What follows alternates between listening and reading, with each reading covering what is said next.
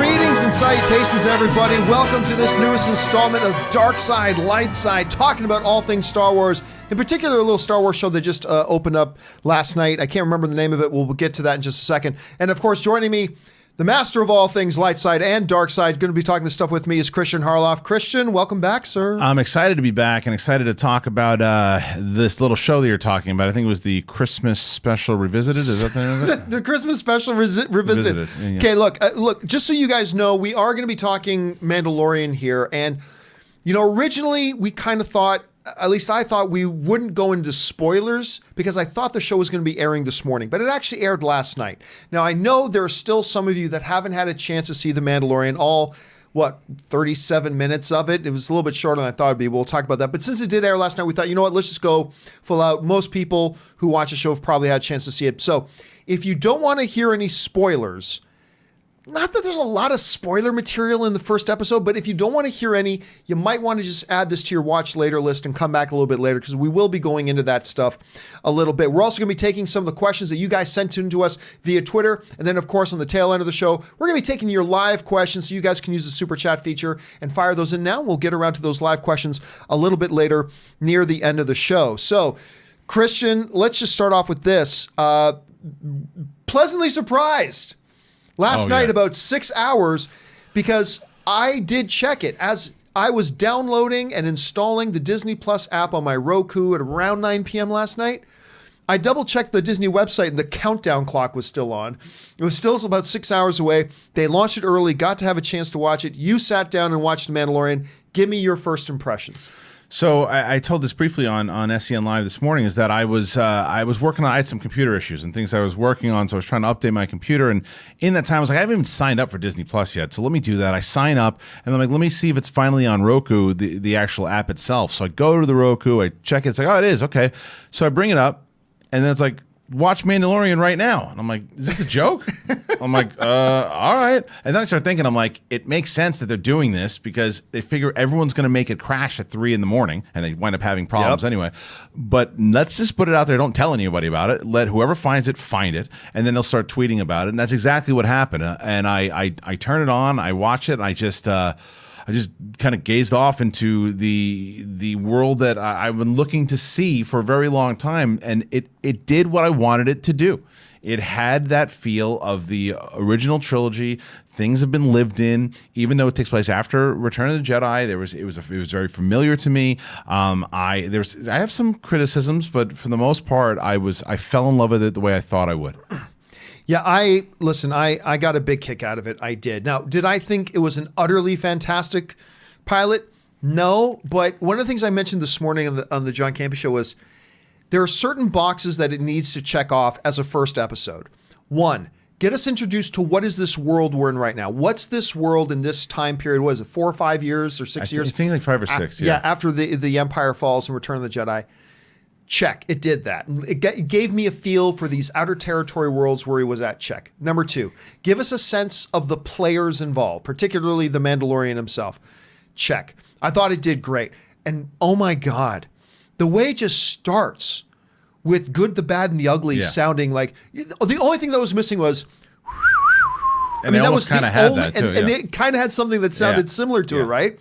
Which sounded great. So give me a sense of the environment, did it. Give me a sense of the characters, did it. Give me a sense of what the flavor of this show is going to be. I felt it did that as well. I did too, and I think that this is why I've been championing the idea of this when it was announced a year ago, is because there's, and I'm not talking about certain lore that we're going to attach to it that we're familiar with. I mean, the Mandalorian in general has been set up before. Yeah. But these are brand new characters that we don't know. We have no expectations of any of these people. So all we want to do, like you said, set me up, tell me who this person is, why I want to be on board with them, what kind of adversaries they're going to have, who are they working with, who they have to go against, what different planets, like, and familiar but different. That's what I wanted. That's what I got, and I'm invested, and I want to see it. And this is why I just think that I want to take in Star Wars this way. I want to take it into where I can watch it for half an hour, 45 minutes, hour, and then wait for the next one. Like, okay, now I have 8 episodes to get fully invested in this one particular tale of what, and they seem to have set this up. I can't wait to go into spoilers because I have so many questions. That's why when you said, I don't know if there were that many spoilers in this episode, I was like, what are you talking about? There's so many spoilers in this episode. So many things of the one particular thing that happens that I'm like, well, wait, how does that tie into everything? I can't wait to talk about it. We can talk about it here. Right now? Yeah. Everybody now? Yeah. All right. I thought we were going to save it for a little bit, but you want to go right now? Yeah, we can go right into it. So, all right, just for forewarning, if you haven't seen it, the baby, whatever Yoda species is, right? Yeah. Whatever that species is, that's the big reveal. Which maybe we'll actually get the name of a species now. Possibly. But the big thing, the question for me was the Empire and the fact that they know about it because they're the one that send that whole scene now. When you watch that, Werner, how many times have you watched the episode? I've watched it twice now. Okay, so the second time when you watch the episode, it means so much more when you know what he's talking about because he tells the Mandalorian, he's just like, well, is it alive or dead? Dead is fine. And then the guy's like, no, we said alive. He's like, yes, alive is fine, but dead also okay. He wants the thing dead. He wants it. He doesn't want any opportunity of any Force users to come back whatsoever. Now the question is, who is running the shop? You know, like who knew about this baby Yoda? And the biggest question, were Yaddle and Yoda doing it? And is that their kid? And is that, which I don't think it is, but the fact that this is it adds so many more layers now to it. It adds so many layers. But one of the first questions that came up for me is he? Look, he speaks like since the fall of the Empire. Look around. Yeah. But first of all, can we just say how great Werner Herzog was in this? Yeah. Like he was the perfect guy for that role. Yeah, you believe him as an old Imperial because they were based off the Nazis, and he's playing it like an old Nazi. Well, I'll tell you what. The first time you just brought up, the first time I watched it, my head was not that he was a former Imperial. Oh, okay. And the first time I watched, because the guy's wearing stormtrooper outfits, I just thought, okay, he's employed. Now unemployed stormtroopers, or these are people who just because obviously the armor was in disarray.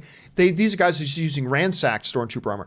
But then getting to the end of it and then watching the second time, like, oh, maybe he's like a former Imperial administrator now. He's doing this for a living. You know why? So, and that's a lot of people probably felt that way. They showed this scene at Star Wars Celebration. This full scene, they showed it and they explained that he was an Imperial and everything. So I knew that going into it, and I knew this.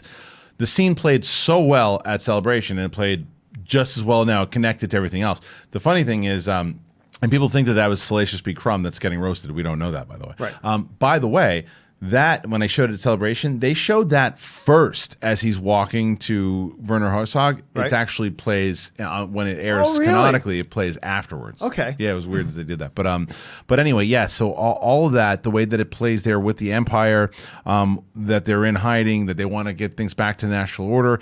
Is this? Do they want to snuff out this creature because is it the rise? I love that it's 50 years old. I also, on my other favorite parts, I think we talked about this. We did talk about this last week.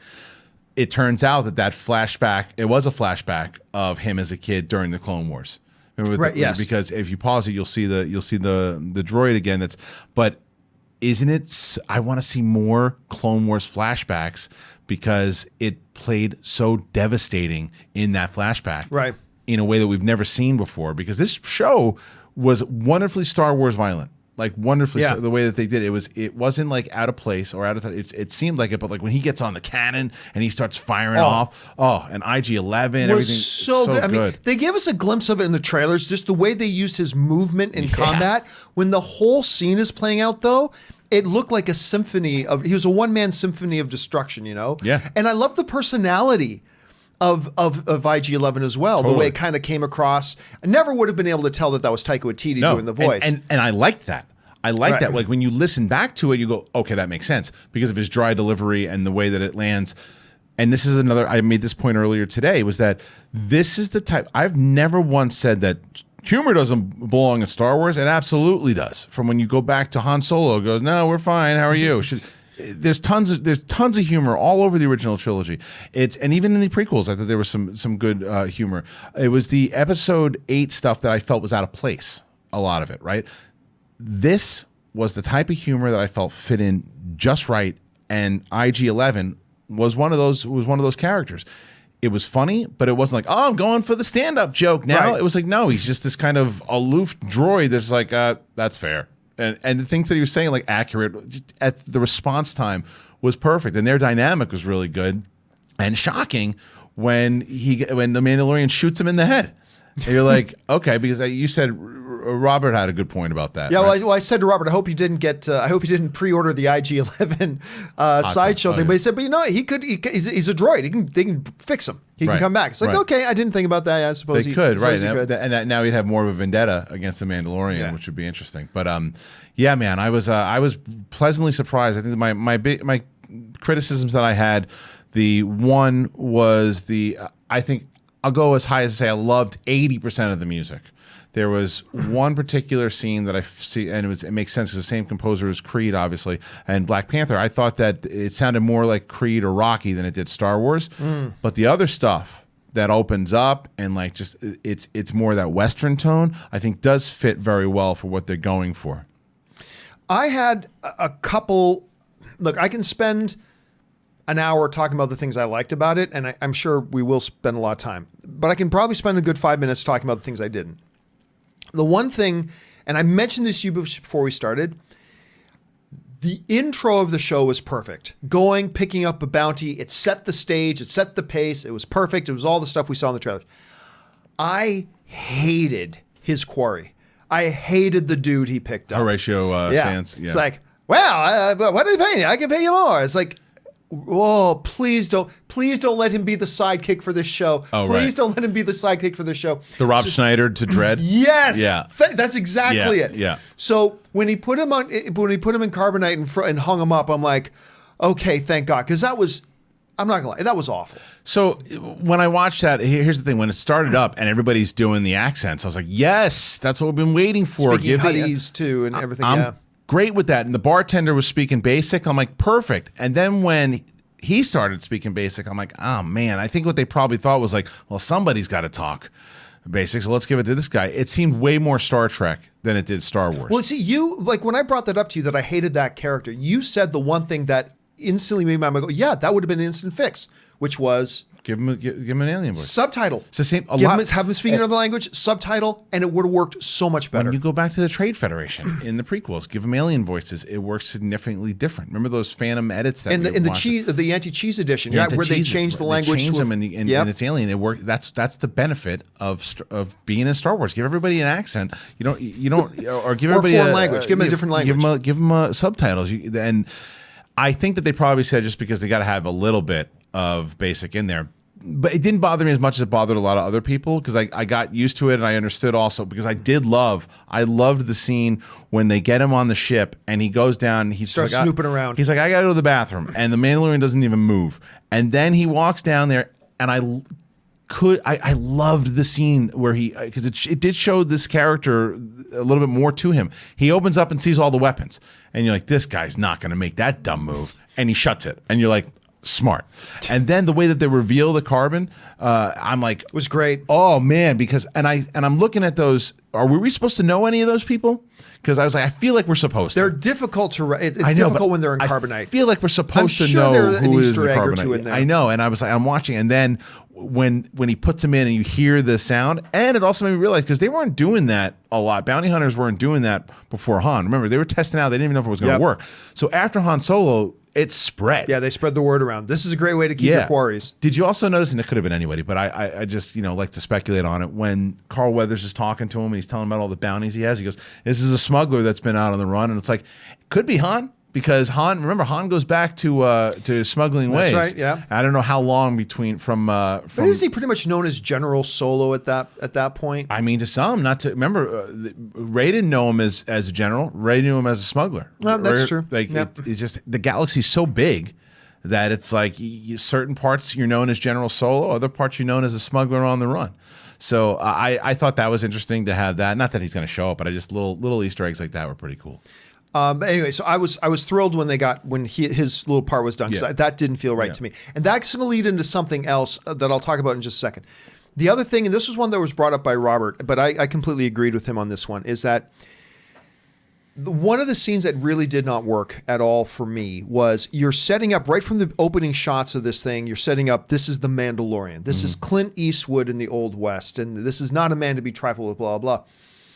And they go for a shoop-be-doop-be-doop-boop comedy thing when he's trying to ride the monsters. It's like, This is not how you establish in the first. This is something you do with this character when we're on episode 6 and we're already endeared to the character, and now you're showing a little bit of something, and it didn't feel like the right thing to do for that first episode. This guy can pilot starships. Right. He can ride this beast. So I had that initial thought, but right as I had that thought, he goes, "I'm done with this." And he's like, I'm out. I'm not doing this anymore. This is ridiculous. You know, like it wasn't like he kept trying to do it and falling. And then Nick Nolte, who crushed it. Loved him Nick as the voice Nolte's of like, that "You're a dude." Mandalorian. You know, yeah, your ancestors." And I'm like, yes. I mean, so I actually went up liking that scene because of their dynamic and what they did. And when I have spoken, I was like, oh, that's yeah, my you new have. thing. I'm going to order a T-shirt that just says that. I'm sure everybody is. I have and you know spoken. what? It's amazing. Bring him. He's got to come back. That line doesn't work nearly as well if it's anybody else saying it. But in Nick Nolte's voice, saying, "I have spoken." Yeah. It's like, yeah, he's freaking a awesome. little Ugnaught, get over here. He's great. He's great. And I went the second he shows up, and I like when he's just like, half. He's like, half. It's like half of the bounty? Now half of the Borgs, whatever it was. Yeah, and there's a one-syllable word. Whatever it was, and to why he's going to need it. I didn't mind it. I understood it because I did feel that initially when he started riding. I'm like, what are we doing here? Is this going to be a goof show? And when he got fed up with it, when I got fed up with it, then I played into, okay, he's done, and then he kicked back. I still in. think they should have just skipped the scene. I think they just should have showed cut to them riding off and doing something. But I thought it stayed consistent to what they were trying to do with them afterwards, though, too. But I get it. But I think that's kind of what they were going for. Also, is that he can fall, he can do these things because when you set up first of all, let's talk about that cave with all the Mandalorians in it, and when he's walking through, and then you have what was called the. I don't know if it was whoever the woman who's doing the armor, the Mandalorian, and going back, and that's when we see that flashback of what he was and what he's become. A foundling. I like that word, by the way. Me too. And talking about the purge. So the purge is more about the Jedi purge. So it's about. That's what I assumed. That's what. And when they were doing that's where that thing was found. Like when they were basically after Order 66. So. I love those little Easter eggs and things like that because I think we're going to get more of those. I do agree with you. I wish that it was a little longer. I found it abrupt. Like, now, if I had done what I should have done, which is once you hit play, you get the time bar on the bottom and you can see exactly how long the episode is. I didn't pay attention to it. I just assumed it was going to be about an hour long. And so when it ended, which I guess somebody said to me, from at the end of the opening credit to the beginning of the end credits is 37 minutes. It jarred me that it felt that short because I just thought they were going to go longer on that. But another criticism, and this is the last one I have about it was, and Rob mentioned this to me this morning. He articulated it better than I'm going to right now. He said, here's the thing. Did he shake his fist and scream? No. Okay. You can tell watching this that this is right now, whatever this is being directed by a person who's directing live action for the first time. And everything from, he said it was shot like an animated show. It was structured like an animated show. And some of the decisions that were made, for instance, the immediate connection between the Mandalorian and Nick Nolte's character was just, I will help you. I have spoken. Okay, and that's it. And we're done. And that's something that works perfectly in cartoons. And things like that. You could just feel it lacked the touch of somebody who's an experienced director and kind of knows what they're doing. Someone who had a great story and was just still a little choppy with live action direction, which is why I was thrilled that Dave Filoni's going to be directing some of these things for when they eventually give him bigger things to direct. So you're saying he cut his teeth more. Which I think is good for him. I do. I did feel the opposite though. I think that I thought that his style actually worked really well. And I just felt. That's the way Star Wars is supposed to be shot. It felt like there was a couple, like that opening scene, whether the Star Trek guy was there or not, when Brian Posehn is driving off and he gets eaten by the big creature. It did feel like a Rebels episode for sure, but it felt like a Rebels episode that came to life in live action. I'm cool with that.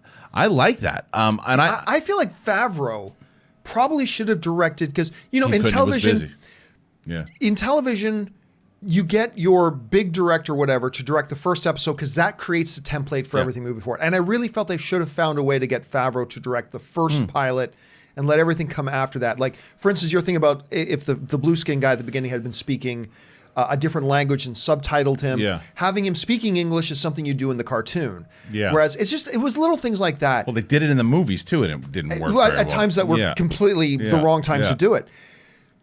But when you start then breaking down, whether it's the Werner Herzog's thing, the mystique they're starting to set up around the Mandalorian himself, the Nick Nolte character, which I ate up every word that he said, the characteristics of IG-88, the action sequence, IG-11, sorry, the action sequences themselves, and then you get into what, unfortunately, I think you already knew too, and I already knew what the ending of the episode was going to be. But even though I knew what the ending was going to be, when it happened, I'm like, yeah. It was revealed well, and it was good. And my wife didn't know anything about it. Cool. And Anne was just screaming, Baby Yoda. And I'm like, well, it's not actually Yoda. Baby Yoda! Yeah, but it's not actually, it's Baby Yoda! And she's just freaking out. I was like, but you know what it is. Yeah, absolutely. But it was, I liked the reveal, but that's why I still think Filoni did such a good job directing the action during that IG-11 and Mandalorian usually scene. it's the second unit director that directs action. You know that's true. I know, but he's still setting up his shots of what he wants to see. I'm not taking anything away. I'm just saying I'm not going to give him full credit for the action sequences. But he knows what he wants to see. He's got his vision of how he wants it to play out. And I'm sure he storyboarded the whole thing. Yes, that's kind of what I mean. That's why his brain works that particular way. And I felt like I was I liked the fact that I saw. Because I think that the Star Wars storytelling in Rebels and Clone Wars is some of the best storytelling in Star Wars we've seen in a very long time. To see that come to life, I want to see how that now translates. He's grabbed the ball and now he's thrown it. And I don't know who does Episode 2 on Friday. I'm not sure who's directing that one. I think I always Kerry. I think Kerry Fugiyama. Awesome. I always pronounce his last name. I believe he's doing the second episode. Sign me up.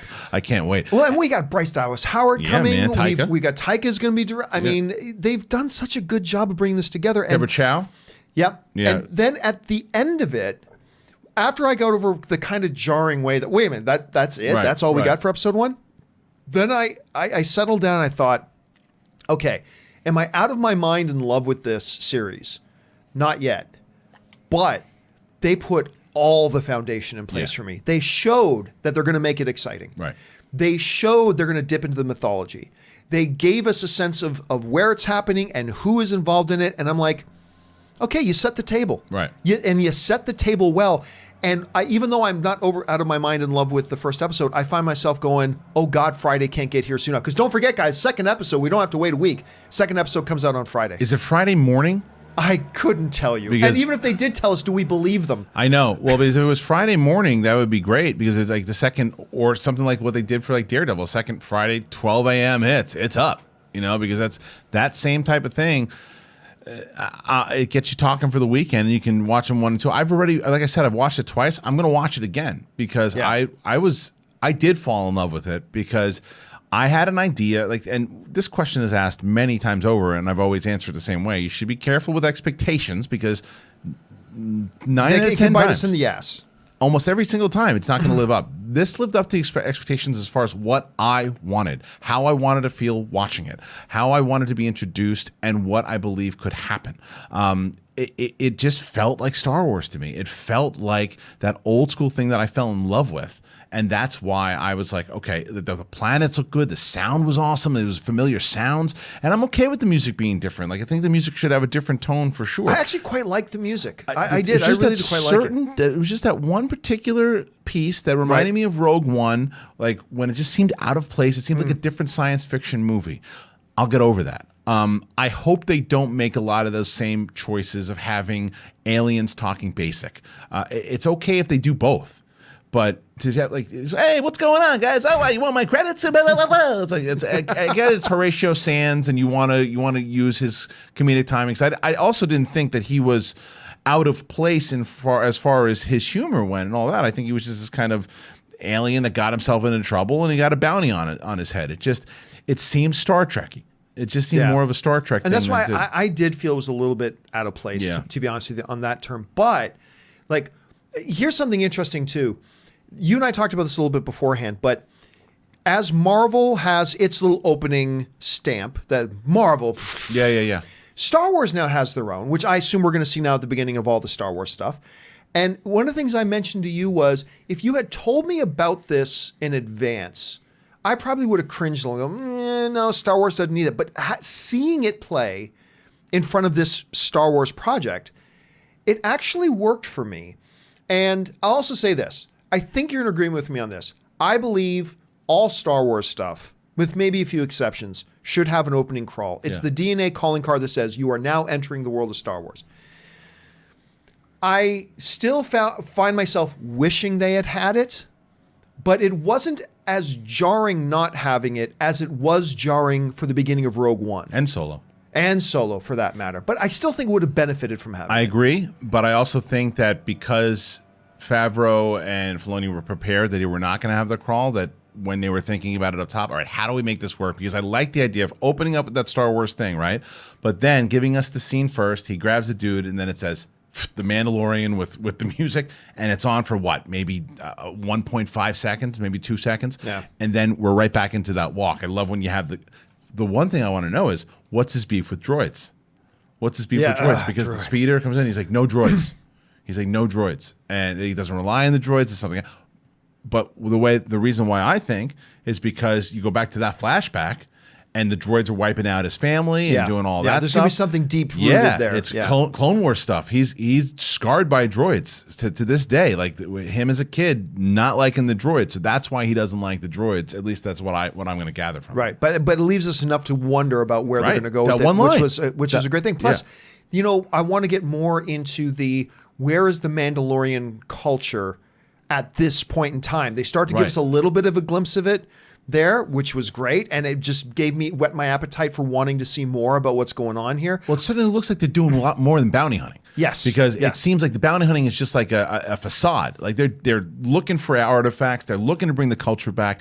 I would love the idea if they're looking to start a war again. Yeah, because they're warriors. They're not bounty hunters per se, but it's one that kind of lends itself well. So I think, listen, I just think, when you're watching a first episode of something, it can go real wrong real fast. Yep.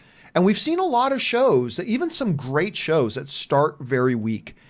I thought Star Wars couldn't do that with a Mandalorian. You can't start weak. And so what do? First scene, bar fight, boom. Yeah. Welcome to Star Wars, this new iteration of Star Wars, ladies and gentlemen. And I thought that was great. It set the world. I had a few qualms that I thought were a couple of weaknesses with there. But in the grand scheme of things, it just left me at a place that it needs to leave you, dying to see the next episode. And that's where I'm at. And I honestly, I was a little bit surprised we didn't get to see Gina Carano in it, considering how much they featured her in a lot of this stuff. So I'm thinking we're going to get to see her in the next episode. I think either 2 or 3, probably 2, because it looks like she's obviously a good guy also. Or at least either a good guy or a partner of his that may not be such a good guy. Who knows? And maybe helping him transport the little Yoda creature. Because the thing is that it was also a very sweet moment. First, he doesn't want to kill this thing at all. Right. Because it's in his mandate that he can kill it too. Right, but he gets paid more if it's alive. Right. He gets paid more if it's alive. But it was more than that. Yeah, he was beholding it. He puts his hand out to it and touches his finger. Like there's more to it. The E.T. moment. Yes, because once again, going back to his childhood, his own trauma. Did he see Yoda? Did Yoda help him out when he was younger too? Because and I love that line. He said, "Wait, this thing's supposed to be 50 years old, and some species age differently than others." And it's like, yes, like lore. Give me lore all day long, a big fat lore sandwich. I'll eat it all day long. Although I will somebody sent me a text message or sent me a tweet, and they raised an interesting point about the age thing.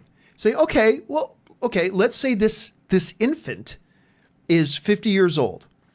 So Yoda at 900, we're saying that's what an 18-year-old Yoda species looks like? Because that means, in relative to our age, if that infant is 50, then Yoda's 18. Not necessarily. I agree. Yeah. They could explain a lot of different things, but on its surface, it's like it was dogs, weird. Man. Dog, like it could age. You could age maybe 7 years or 50 years as a baby, and then by 51 you're grown, and you're 52. It's age. Yeah. You don't know how the species works. Or Anne explains to me all the time. It's the aging of Asian women. She's 25 until she hits 53 years old. Then at 53 years old, she's going to age 30 years in a day. That's right. That's exactly right. Yeah. So I mean, I don't know. So listen, guys. Question for you then becomes this: What did you guys think of The Mandalorian? I'm sure a bunch of you guys are going to be firing in some super chats to talk more about The Mandalorian, which is great. And we will talk about more about The Mandalorian as you guys send that in a little bit later. But listen, before we do get to all that other stuff, I got on Twitter and asked you guys to send out any questions or topics you wanted us to cover here on today's episode. And we picked out a couple. So let's go over and see what you guys sent in on Twitter for us to talk about. And the first one comes to us from Brody O'Connor, who writes, with Maul showing up, this is something you and I have talked about before, Christian. Yeah. With Maul showing up in Solo and Ewan confirming that Obi-Wan's movie was being talked about for a few years now, do you guys think they were setting these two up for a confrontation, and will we get it in the series?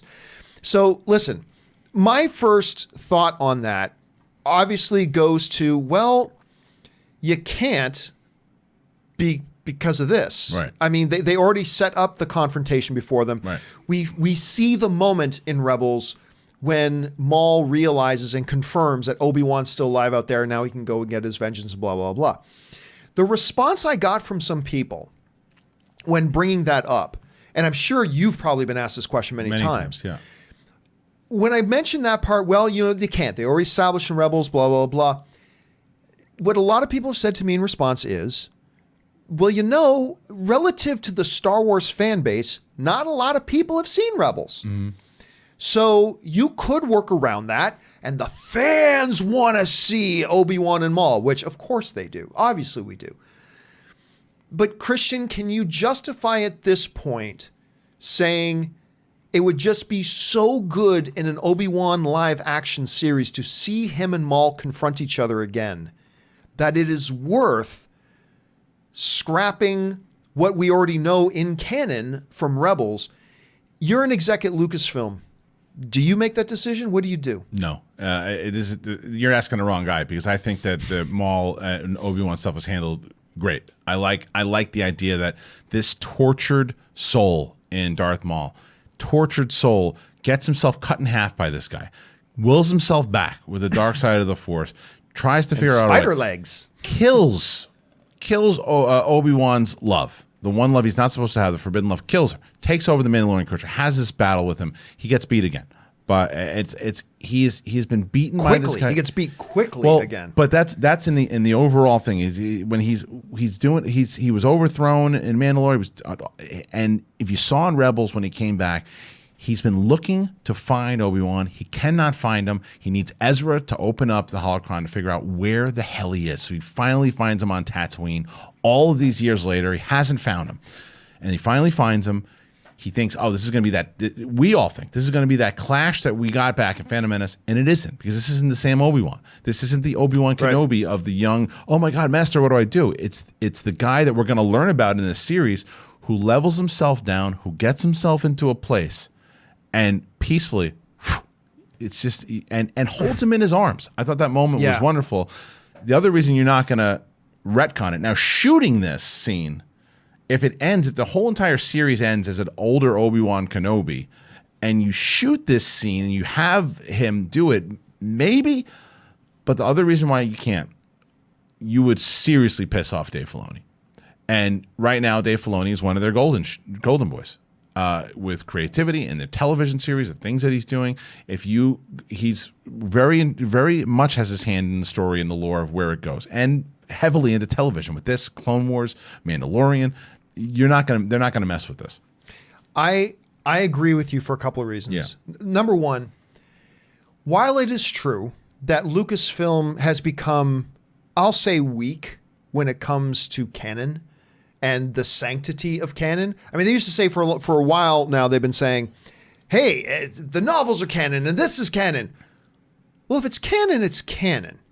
It's not sort of canon. And then we started to see some contradictions between the movies and the novels. And then we see Pablo Hidalgo come out and say, well, yeah, if there's something in the book, except for where it contradicts movies, the books are canon. Well, wait a minute. No. Time out. Because if the books are canon, then they shouldn't contradict the movies. And if they do, then they're not canon. That being said, I still think canon means something to Lucasfilm. And the fact that you say that Rebels, and this was such a visceral moment in Star Wars. It was the epoch of an entire season, really. you can't just take that and discard it. Yeah. I mean, it is canon. You leave it alone. They've been playing a little fast and loose with some elements of canon, but something this big and this major, I don't think they touch it, and they absolutely shouldn't. It negates Clone Wars. It negates a lot. Rebels. It negates too much. It's too messy. And once you retcon something like this from canon, then everything's fair game. Right. What else can you retcon? This is why Vader will be in the show. We'll talk about that. But then I've had the exact same thing said to me by other people. Well, okay, then what if you just have the end of the series play this scene out in live action? Here's why that doesn't work. Right. It doesn't work because this scene works in Rebels because we have spent a season narratively building up to it. Sure. We've seen it from Darth Maul's perspective and his point of view, building up and leading him to that moment that he confronts Obi-Wan and then they have the battle.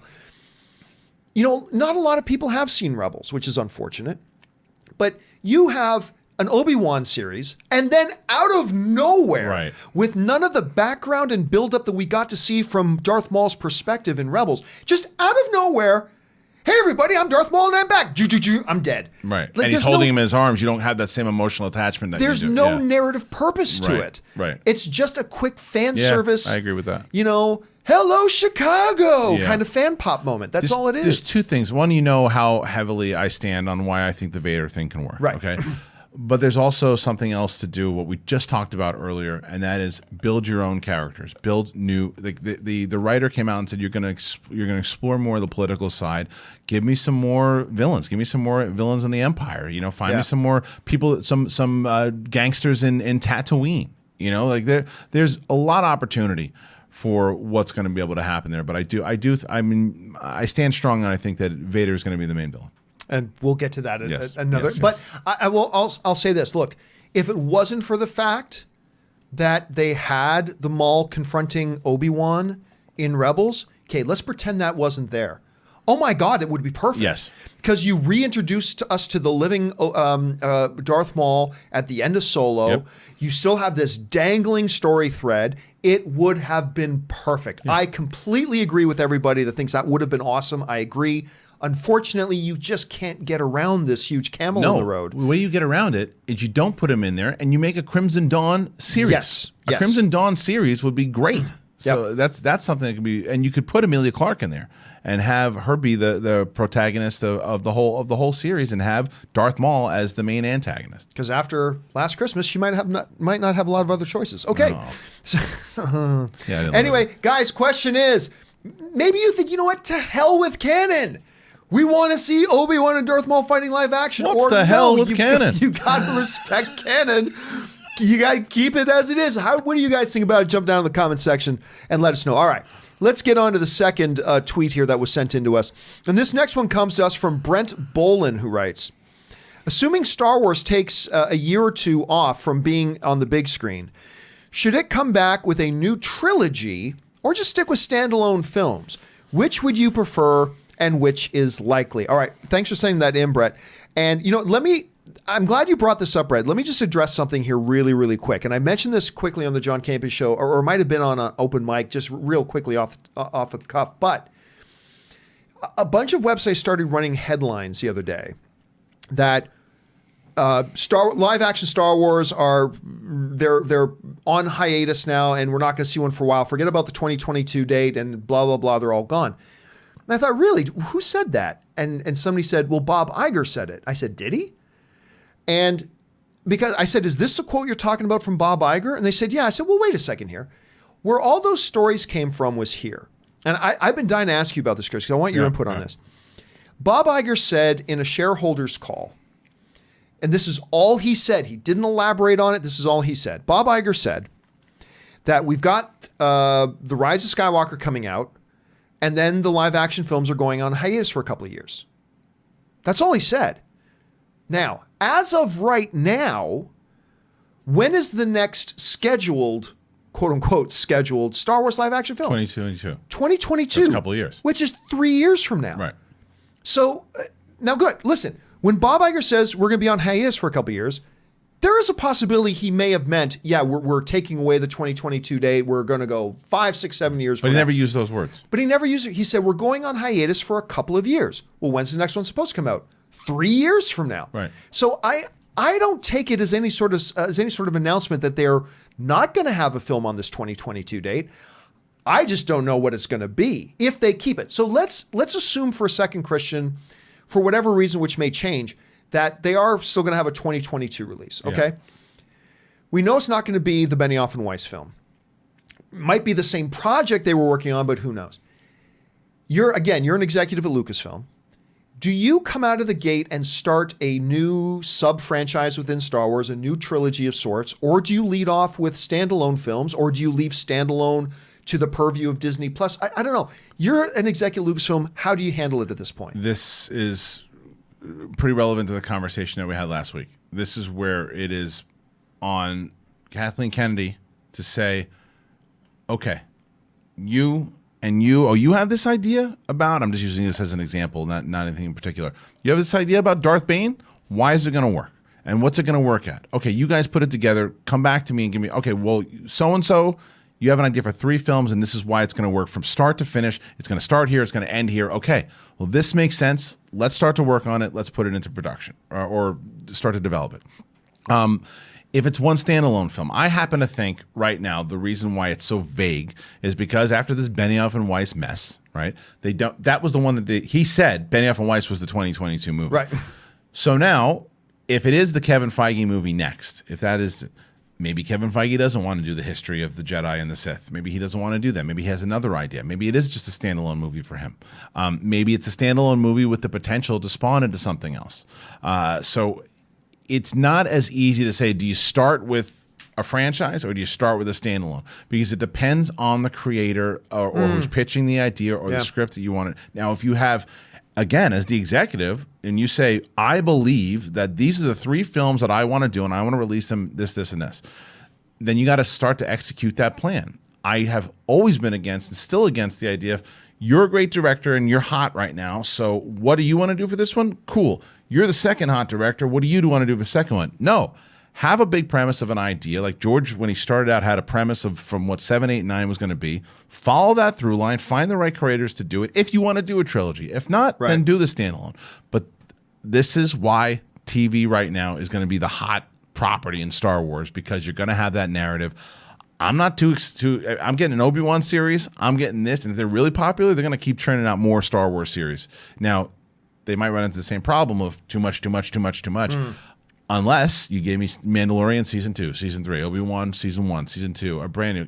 Cassian, the jury's still out on it. We'll see. Yeah, I'm curious about the Cassian. I thought it was a curious decision to greenlight it. Now, there are advantages, and I don't want to get sidetracked on. There are advantages to a Cassian Andor because it's going to give us a chance to take a look at the rebellion from a totally different point of view, and potentially the Empire. Yeah, and potentially from the Empire from a different point of view as well.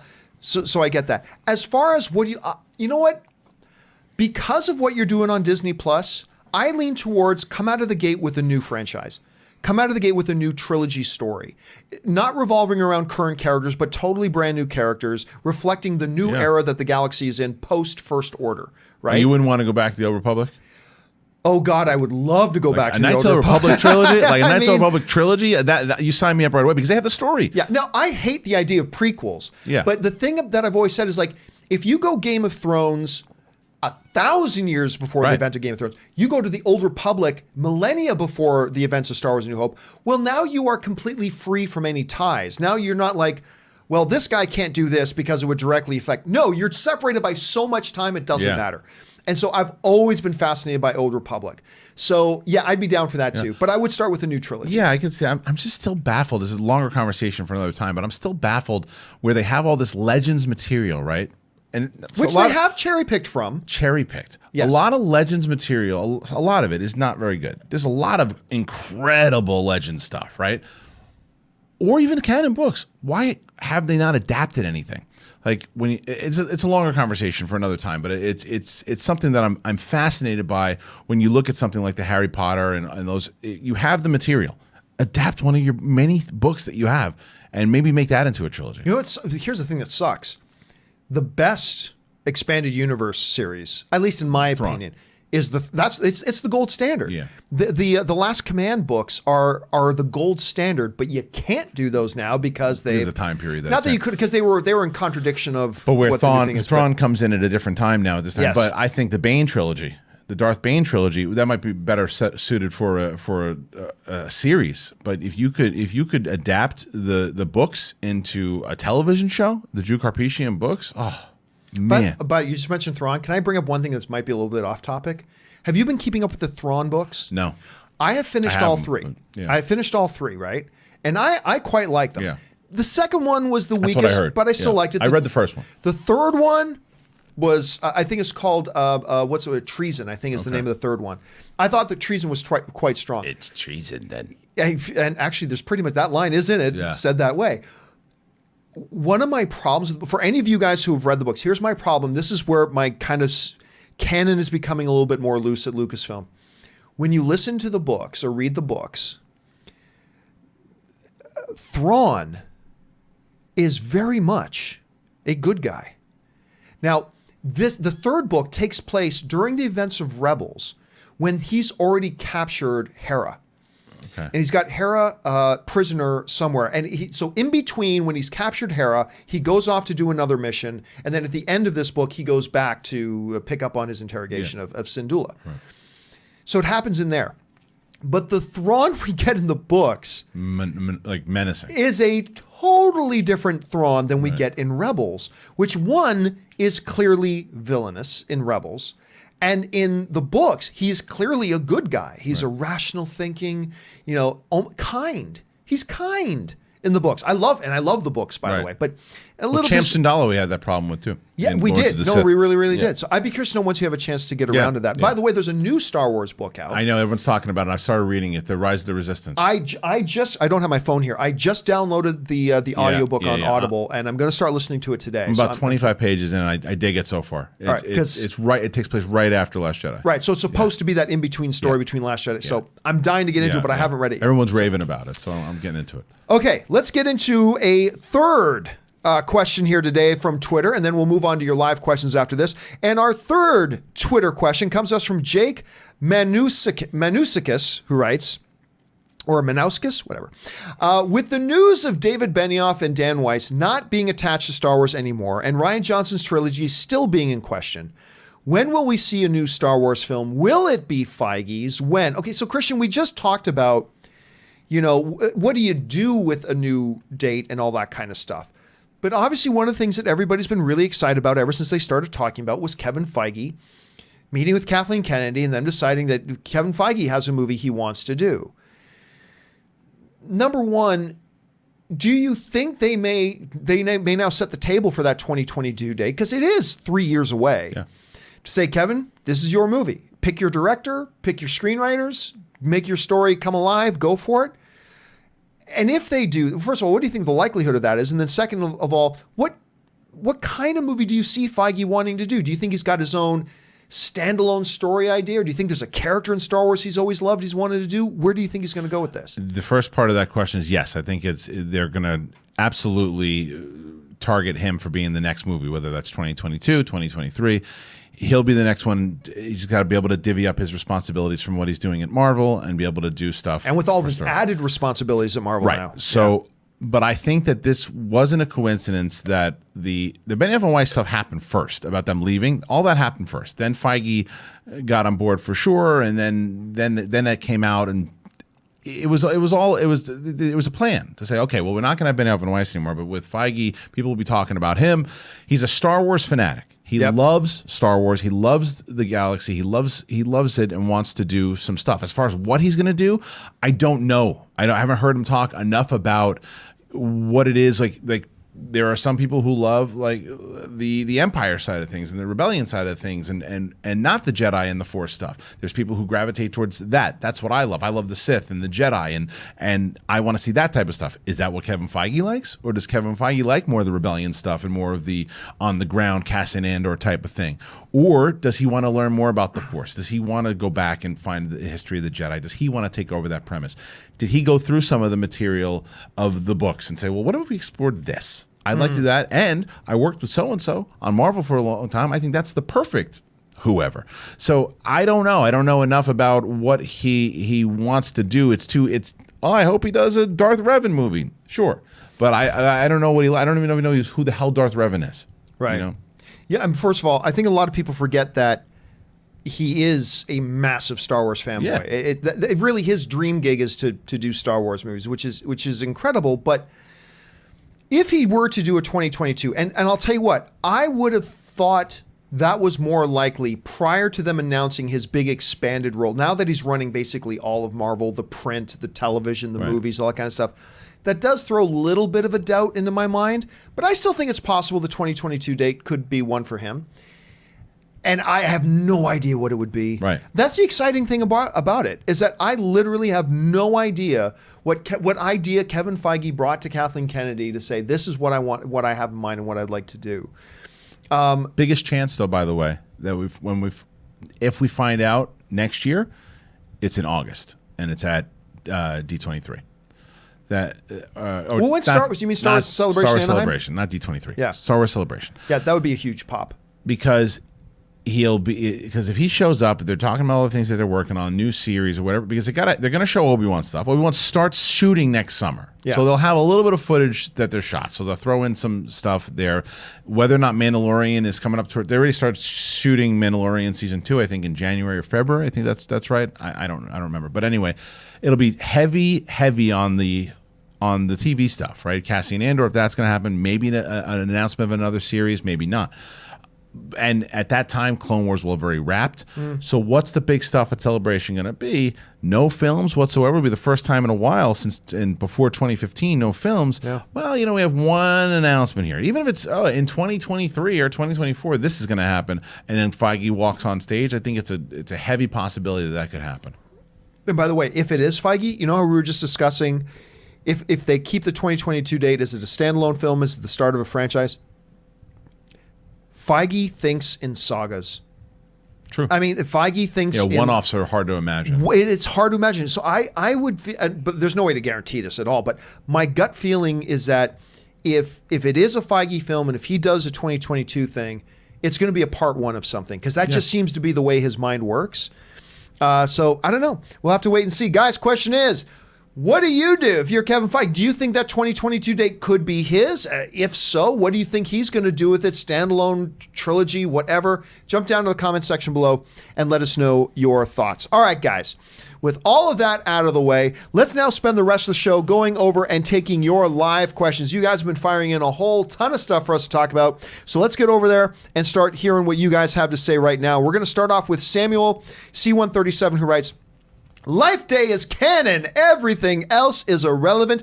Well, you know what? I actually brought up to Christian before we started the show. I said, hey, they mentioned Life Day in Mandalorian. But Christian, you point out to me, actually, Life Day has been mentioned in canon before. I thought it was. I thought they mentioned it in Rebels during one of the celebrations and stuff. And I thought it was also mentioned in a novel. I might be wrong. I know that Empire Day was one thing too, but I thought Life Day had been mentioned before. Maybe you guys can tell me if I'm wrong, but I could have sworn that Life Day was mentioned in a novel. But nonetheless, it is now canon and has been canonized in The Mandalorian for sure. All right, Samuel C137 also writes, where did he go here? Here he is. 137 writes, thoughts on Disney Plus. Under the heavy load, they prioritize loading of the home screen so you could at least watch Mandalorian. Actually seems were stable. He goes on and says, it also appears Disney made a mistake. Infinity War was on Disney Plus this morning to stream, but it's now gone, so they briefly violated their deal with Netflix.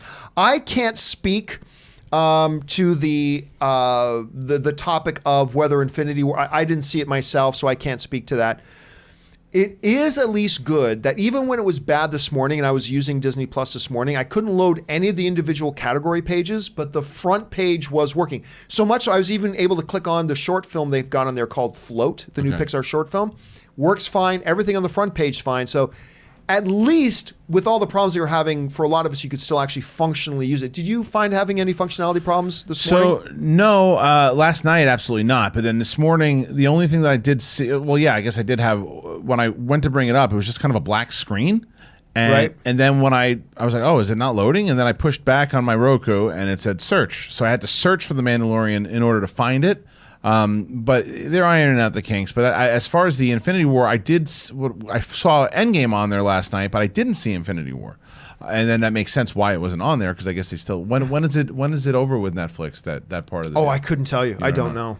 I don't know off the top of my head. Yeah, but I didn't notice it, no. All right. Next up, Min writes, I know Christian will, but John, will you pick up and play Jedi Fallen Order this week? Early reviews and reactions have been very positive. Dude, I established in my own head the moment they dropped that first bit of footage from the game. Not the cinematic that they played, but the actual, remember they put like 20 minutes of gameplay. I saw that and I'm like, yeah, I'm on board for this. I want to play. So I'm going to be picking that up on Friday for sure, because I do believe they said they're going to have a PC version of it as well, because I don't do consoles.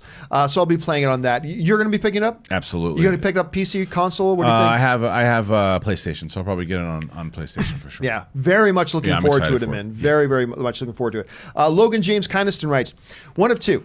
I remember your video from a number of years ago about why you refused to buy the Star Wars Blu-rays. Yes, I absolutely remember that. So I'm wondering, how do you and Christian watch the originals? As digital are also the same as the special editions as the Blu-rays. So I'm sure you both know about the despecialized editions. Oh, we both know about the despecialized editions and the anti-cheese editions and all that kind of stuff. Yeah, when I watch the originals, look, I just got to watch them as they are. It just is what it is. Unless I want to crack out my old VHS tapes, which I don't.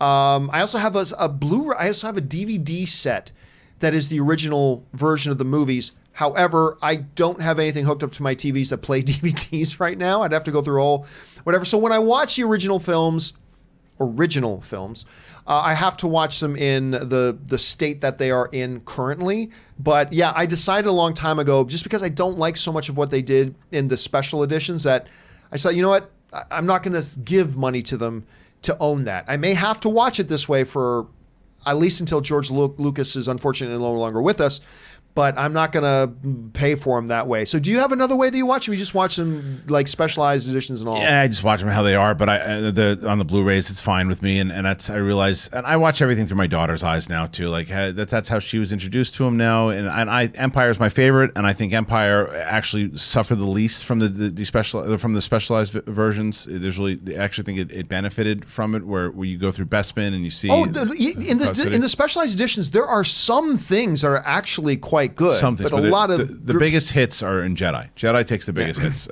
He's too fast at the feet. Don't even. That's one. But I am very much looking. And I'm not going to lie and say that I wasn't tempted last night after The Mandalorian to watch these in 4K, because I'm on my television going, Empire, and I was close, and I was like, no, I got to go to sleep. But they're there, and now and I have them on my shelf. But it's just it's that thing that we do.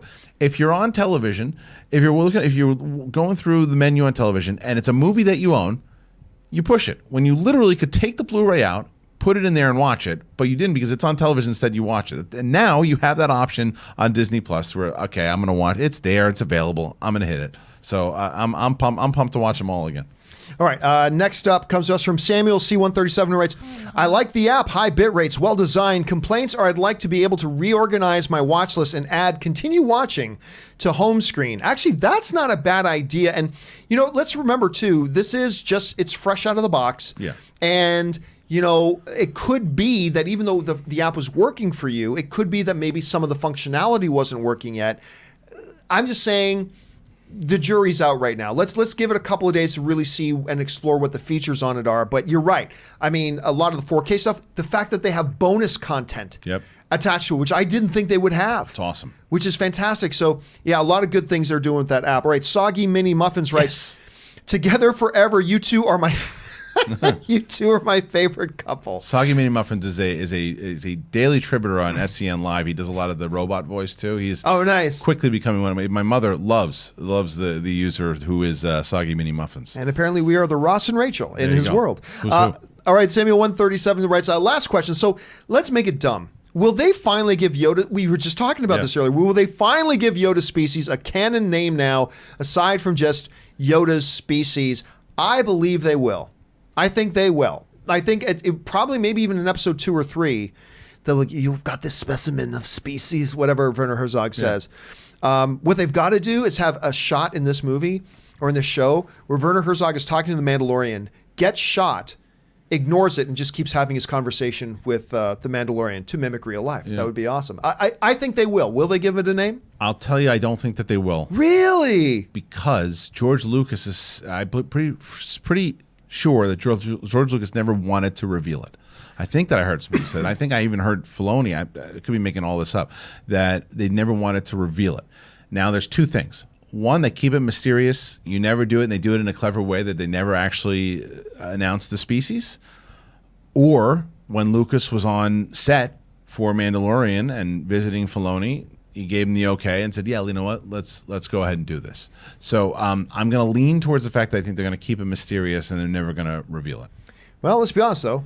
There's a lot of things George Lucas didn't want that they do in the Star Wars movies. So. But this is different, though, because of his relationship with Filoni. Like, it's really more up to Favreau at this point. Yes, but when it comes to that type of Favreau has also said it a lot. He leans on Filoni for a lot of the lore stuff, and I also think that he's as big of a Star Wars fan as anyone else. Favreau, that is, and he's not. If Lucas is like, nah, I really don't think that you should do it. I think regardless of whether or not you should listen to him or not, because he's not working there anymore, I think you listen to George Lucas if he asked you that. All right, Timothy Platt writes, The Mandalorian was everything I was hoping it would be, and then some. Do you think they'll actually give, again, do you think they'll actually give the name of Yoda's species just as tease? Okay, so Christian doesn't think they will, depending on what maybe George's input might have been. I think they will, because I think clearly they have more plans for the species down the road by bringing it in here. So I think they will. I mean, it doesn't ultimately matter all that much, but you get some divided opinion on that. Min writes, should we make a Facebook group for the show? Well, that's up to you guys. If you guys want to make up a Facebook group, I'd be happy to join, but just let us know. Suthius writes, hey guys, immediately watch New Hope after The Mandalorian, which is what you were just saying. You had that same kind of temptation. Yeah, I wanted to watch Empire for sure right after, because it was right there. And it suggests it. What should you watch? You have all this. They have the Star Wars tab, and you start browsing down that Star Wars tab. When I have enough time on my hands, which I don't, but if I have enough time, I'm gonna browse around that Star Wars tab and see what else they have. They're gonna add more stuff. I love all the. So here's a question. Maybe somebody in the chat room can answer this. So the Clone Wars series is there. Now, you have to watch that canonically. The way you have to watch it, the way you used to have to watch it, was season 3 is the first episode. Right. Did they change that? Did they maneuver that at all? Or do you still have to go into season 3 to watch the first ever? Yeah, canon? I wasn't able to get into the Star Wars category. I wasn't able to get into any of the categories. Oh, okay. This morning because I didn't look last night. Last night it was working pretty easy. It was Mandalorian, and then I went to bed. I see. Okay. So they'll fix it. Yeah, so that will be interesting to find out. Okay. Next up comes to us from Orange Hand, who writes, I don't understand the Mortis trilogy from Clone Wars. Many say it was a Force vision, but the 3 characters appear in Rebels drawings. Look, I'm not going to pretend that I completely understand the father, the daughter, and the son. I'm not going to pretend that I understand all of it, because I don't. It's clearly not just a Force vision or some kind of dreamscape. There's a reality to it, because you're right. As we get into Rebels and near the conclusion of Rebels, we see the drawings and all that kind of stuff. And some people actually think that thing with the Mortis was what the prophecy meant about Anakin bringing balance to the Force and all that kind of stuff. I don't think it was, but some people speculate that, and they have some pretty good reasons, because you have the father, and then you have the son, who represented the destructive dark side of the Force. You have the daughter, who represented the life-giving essence of the Force, and they were constantly clashing heads and all that kind of stuff. I don't know if they're going to explore this anymore. It would be interesting if they did, because I remember, Christian, when they brought it up, when you see those sketches near the end of Rebels, it's like, where's this going? And could they explore this more? Do you think they might do that in live action? Do you think they might leave that for something more like explore more when the Clone Wars series returns? How do you think they're going to handle that? They'll probably explore more in the Clone Wars series. However, depending on Mandalorian it's really all new territory. There's so much that you can do in this show now, that little things that were just mentioned, that, as goofy as it is, Life Day, right? Now, the fact that you bring it in Life Day, you can bring these little things, you can bring these parts of the history and lore and canon and bring it in and explore on it more now, because it's not on... The people who are watching that show, by the way, there are a lot of big Star Wars heads that when they mention up top that calamari, the credits, yeah. Now, to a casual viewer, right over their head, and I'm like, yes, it's not too inside baseball for me. It is perfect for me, and I geek out because of it, and I want that type of thing to happen. Now, if they use more of that when they do a more Force-oriented show, because that's going to come eventually, whether it's wouldn't you want to see a live action show about either Jedi or Sith or something like more? I mean, they have stayed away from Force heavy things. A lot. You got Rey and Kylo, but not that heavy, like where the Force is so it's prominent? In your face. Yes, prominent. That's what I want to see. So if you bring that down the line with the Mortis stuff, I think it could appear later on. All right, let's keep moving on here. Lone Wolf X6 writes, "Hello, John and Kristian. Hope you're doing well. So let's say you got a call and asked, who of the three would you like to see live? Revan, Darth Bane, Nihilus, or Nihilus, as some people try to correct me before. Listen, there's a lot of interesting thing about Nihilus or Nihilus, however you like to say it. He's basically a Star Wars vampire. I mean, he feeds off the Force energy and other living creatures. And actually, his origin story is likened like something right out of a Stephen King horror novel. The way his whole character starts. There's a lot of interesting things there. That said, Darth Bane, a lot of cool stuff.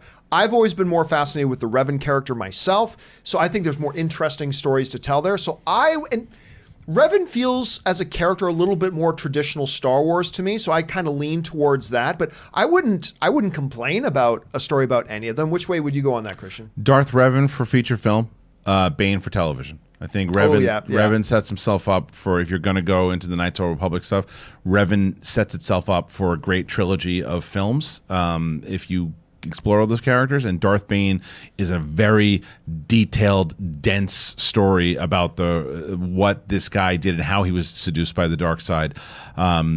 So yeah, I think that would work better as television. All right, Goose72 writes, so many questions. Will we get a name for the... I never would have thought that would become the big prominent question today. Will we get a name for the Yoda species? And what will the Yoda youngling name be? Why does the Empire have an interest? Well, I don't know if it's the Empire that does. I could go on, but great first episode. Can't wait for 2. I mean, listen, when they introduce us to, Yoda and Yadel's love child, it raised a lot of questions. Number one, is the species inherently Force sensitive? This just could be another creature from that thing. It's just like every other, doesn't necessarily have to mean it's Force sensitive. Let's be honest, it's going to be a Force sensitive baby. Of course it will be. I guess, I don't know, maybe the Mandalorian will give him a name. They'll call it something. They'll call I honestly don't know where they're going to go with this. 50 years old, can it talk? It is 50. Look, even if you mature, you got to be able to talk at this age, right? Maybe. I don't know. Which direction do you think they're going to go? I think eventually it'll start talking. Now, is that we don't know enough about the species that if they all talk backwards, or that was just Yoda's speech impediment. We'll find that out. As far as do you remember one of the extended universe novels tried to set it up once that actually Wookiees speak perfectly good basic. It's just that Chewie has a speech impediment. Oh no! Oh my God! It was so awful. Silly. Anyway, sorry. Please continue. No. So the Mandalorian, what they're going to do as far as, I do think the Empire knows, and they are. The question is, who is it? It can't be Palpatine at this early on in the game. Right. Is it Snoke? Is it somebody else? Are we going to find, because we know that Giancarlo Esposito hasn't appeared either. Who's he working for? Is he the main guy right now? Because a lot of the remnants of the Empire is off in the unknown regions at this point. If you set up from Chuck Wending's book, they're off, and that's where they set up the First Order. So the Empire is off with Sloane and all these other people, and they're setting it up with Hux and Hux's kid and all that stuff. So I think we're going to get into that eventually. Now, whether it's season 1, I don't know. Didn't they already say that we're going to get a little bit of a glimpse into the origins of the First Order? There was rumors about that, but then I think it was not confirmed or whatever it will. But I think that if you go enough seasons with it, then you eventually could get there. Because they're pretty far out there. Yeah. Like as far as where they are physically in the space. All right, Suthius writes. Suthius. All right, what does there it is. Suthius writes, I have a minor background in music, played trumpet for 9 years. Nice. To me, what makes the Star Wars music great, and I may be biased, is the sound of the trumpets, especially during scenes of pursuit or battle. And that's kind of a hallmark of John Williams's stuff, and it is particularly his use of the horns and things like that. So, and I believe you got a sense of that in there as well. Kristian pointed out really accurately that there's a few moments where that slips into feeling like something else, but for the most part, I thought it was there. Kristian, what would you say to all that? No, I mean, what the other thing, even though I think that 80% of it I liked and the 20 I didn't, and John had mentioned before, it's the first episode. Yeah. They're establishing the directors are establishing things, the producers, the actors, the composers, everybody's establishing right away. And as the show goes on, things will change. The music will go from either being something that was like, oh man, that didn't fit, to everything fits, and that's what they've established, and it works a lot better. So it didn't throw me off the same way like when. And Giacchino, who's a brilliant composer, had 2 weeks to work on Rogue One. I still stand by this. And I thought a pretty damn good job considering those the 2 circumstances. Weeks, yes, and then he was thrown into it. But I still, people are like, did you go back and listen to it? I think it's a fine score. Just I was thrown off by certain things. Yeah. The same way I was thrown off by a particular scene. The scene where they're together, him and Nolte, and I was like, that just seems like a different show. All right. Next up, Lone Wolf X6 writes, second question, who would win in a fight between the three? Honestly, I mean, look, it all depends on who's writing it. I would say Nihilus wins the fight probably. I don't know. Who do you think? I'm a Bane fan. I know you're a Bane guy. Yeah, he's probably Bane. All right. Let's see. Joe Self sends in a really large super chat. Thank you for that, Joe. And Joe writes in, I've been a fan of both of you for nearly 4 years now since you reviewed Force Awakens along with Ellis Dennis and the late, great John Schnepp. I'm with you both as you take your first steps into a larger world. Thank you, Joe. Thank you so much for that, Joe. We were, one of the really interesting things is, you forget, I think sometimes how long you've been doing this, and then you're reminded by people, Christian, who write in all the time, and I know you get this all the time too. It's like people who's like, man, I watched you when you guys first made your first broadcast from the storage closet at AMC, or in my case, like back in the movie blog days, and I'm sure in your case, like the earlier days of Schmoes and stuff like that. And it's always really gratifying to not, I mean, look, it's great when anybody watches your stuff. It's fantastic and it's fun. But there's an extra level of gratification, I think, when you get to hear from people, Christian, that didn't just stumble across your stuff and, I'm watching your video for the first time or first couple times. But when you come across people like, I have started watching your content and I've been watching it for 5 years, or I've been watching it for 7 years or for 3 years, and they've come along for the ride with you. And I know for me, there's an extra little smile that puts on my face. How do you feel about that, particularly when it comes to this world of Star Wars that we live in? Well, I'll tell you, it makes me feel old. RB3, he's one of my co-hosts and my brilliant engineer on my show and just a really good friend, was in the 7th grade when he started watching my stuff. No. Yes, he's 22 years old, and he started watching my stuff when he was in the 7th grade. So, but it's endearing because it's like, okay, well, what the hell? Like I think I get a lot of these comments that people. I think as someone said before, they're working, they are able to listen to our show, they hear these things, and for some reason they respond. Whether it's they agree or whether they disagree or whatever it might be, they get to geek out and talk about things. That's why when I do my show, I like to make it seem like you're sitting in the room with us and just having a conversation. And I think people relate to that because that's the way I talk to my friends. Right. And I think that's why we've responded to people. Let's see. Again, thanks for that, Joe. We're sending that in. Suthius writes in, Mandalorian is PG. Is it just for one episode, full season? By the way, listen, I've had some people, and I'm like, that wasn't PG. But I guess technically speaking, it was kind of a TV. PG. It was. But for TV. But there's no way that episode, as it played, there's simply no way, if that was being played on a movie screen, that was PG. He's cutting dudes in half. He's mowing people down. Death. Yeah. Like, there's that whole scene where all the bodies are laying on the floor, but he's on the... Yes, it's lasers, but he's still... You see people getting shot up. Yeah. And by the way, those things couldn't shoot very well either. They only hit IG-11 like 3 times when he's in the middle. It's a big robot. Shoot that thing. And then IG got shot in the head. That's now, granted, it's a robot, so it wouldn't have gotten R-rated, but there's Right. no way that would have been a PG. Right. PG. That thing was PG-13 all the way. All right, let's see here. Joseph also writes, what is your Mount Rushmore? I have Lucas, Williams, McQuarrie, and Burt. Well, I mean, there's no discussion or debate to have about Lucas or Williams, or in my opinion, Ben Burt. It's hard to argue against McQuarrie, although... Drew Struzan, I was going to say, well, Drew Struzan's there. Why am I suddenly freezing on the visual effects? Why am I freezing on his name? McQuarrie they have in there already. Oh, no, it was the other Dykstra? guy. I can't remember right now off the top of my head, but that's a pretty good one to have. Yeah. Again, the 3 names, they're not even up for dispute. Lucas, obviously. Williams, obviously. Not a lot of people may not know Ben Burt, who not only is the brilliant sound designer for all the original films, and then came back to be the sound designer again for the prequels. He also was the editor of the prequels as well. He Right. didn't just come with the soundtrack. He did all the editing of the Right. movies as well. So that's the thing for me. The fourth, I'm just gonna go with your pick as well. How would you go do that? Because it's hard to I'd argue also against. potentially throw Harrison Ford in there because you got to remember that with Harrison Ford, he doesn't get enough credit for what and of course he gets credit as Han Solo. He was not who George Lucas is throwing him under the bus forever, where he's like, I'll put Tom Selleck. No one wants to see him as Indiana Jones. And then it's like, oh, who the guy that, he was in American Graffiti, he's a carpenter. Have him do the auditions. He was just doing the auditions. Yeah. He wasn't supposed to be Han Solo. But he came in, he had the chemistry with everybody too. He helped. He gave a lot of advice to both Carrie Fisher and Mark Hamill on that set. He was the experienced one. And he brought a lot of flair to that first movie, because if he doesn't work and he's not as charming, that movie, it hurts tremendously. And didn't he literally walk in 15 minutes after they did Kurt Russell? I think so. As far as for his little camera test? He was just there to read. He was there to He wasn't supposed to. They didn't. It wasn't even to seriously ask consideration for the part. He was just there to read, and he said that he would do it, and he went out of his way to do it. And he had a lot to it. Tom Selleck got offered, couldn't get out of doing Magnum PI. Yeah. And the rest is history. Fine. I guess we'll just have Harrison do it. And by the way, it worked out pretty well for Tom Selleck too. Sure. It's not like nobody knows who the name of Tom Selleck is either. Okay, let's move on here.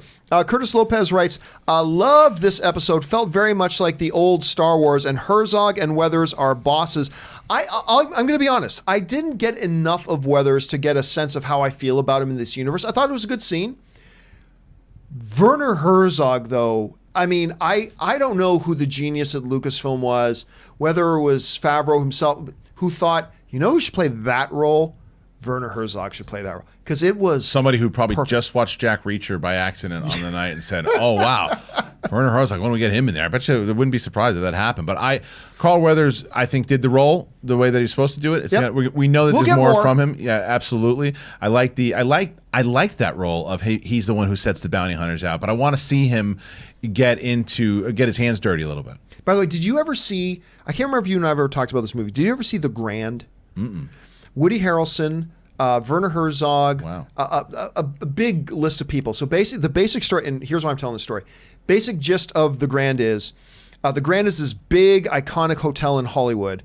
The guy who owns it was a big, famous dude in Hollywood. He passes away, and he's leaving the hotel to whoever wins this big winner-take-all poker tournament. And his son or grandson, played by Woody Harrelson, enters the tournament. Anyway, so all these famous poker players from around the world, and it's done in a documentary style. Okay.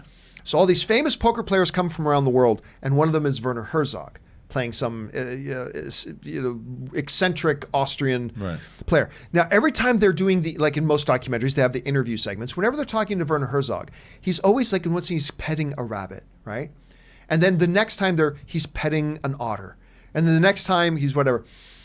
And then they go back to him. He's a really strange character, right? And they go to poker footage and playing. Then they talk to him. He goes, what is the secret to my boundless energy and focus?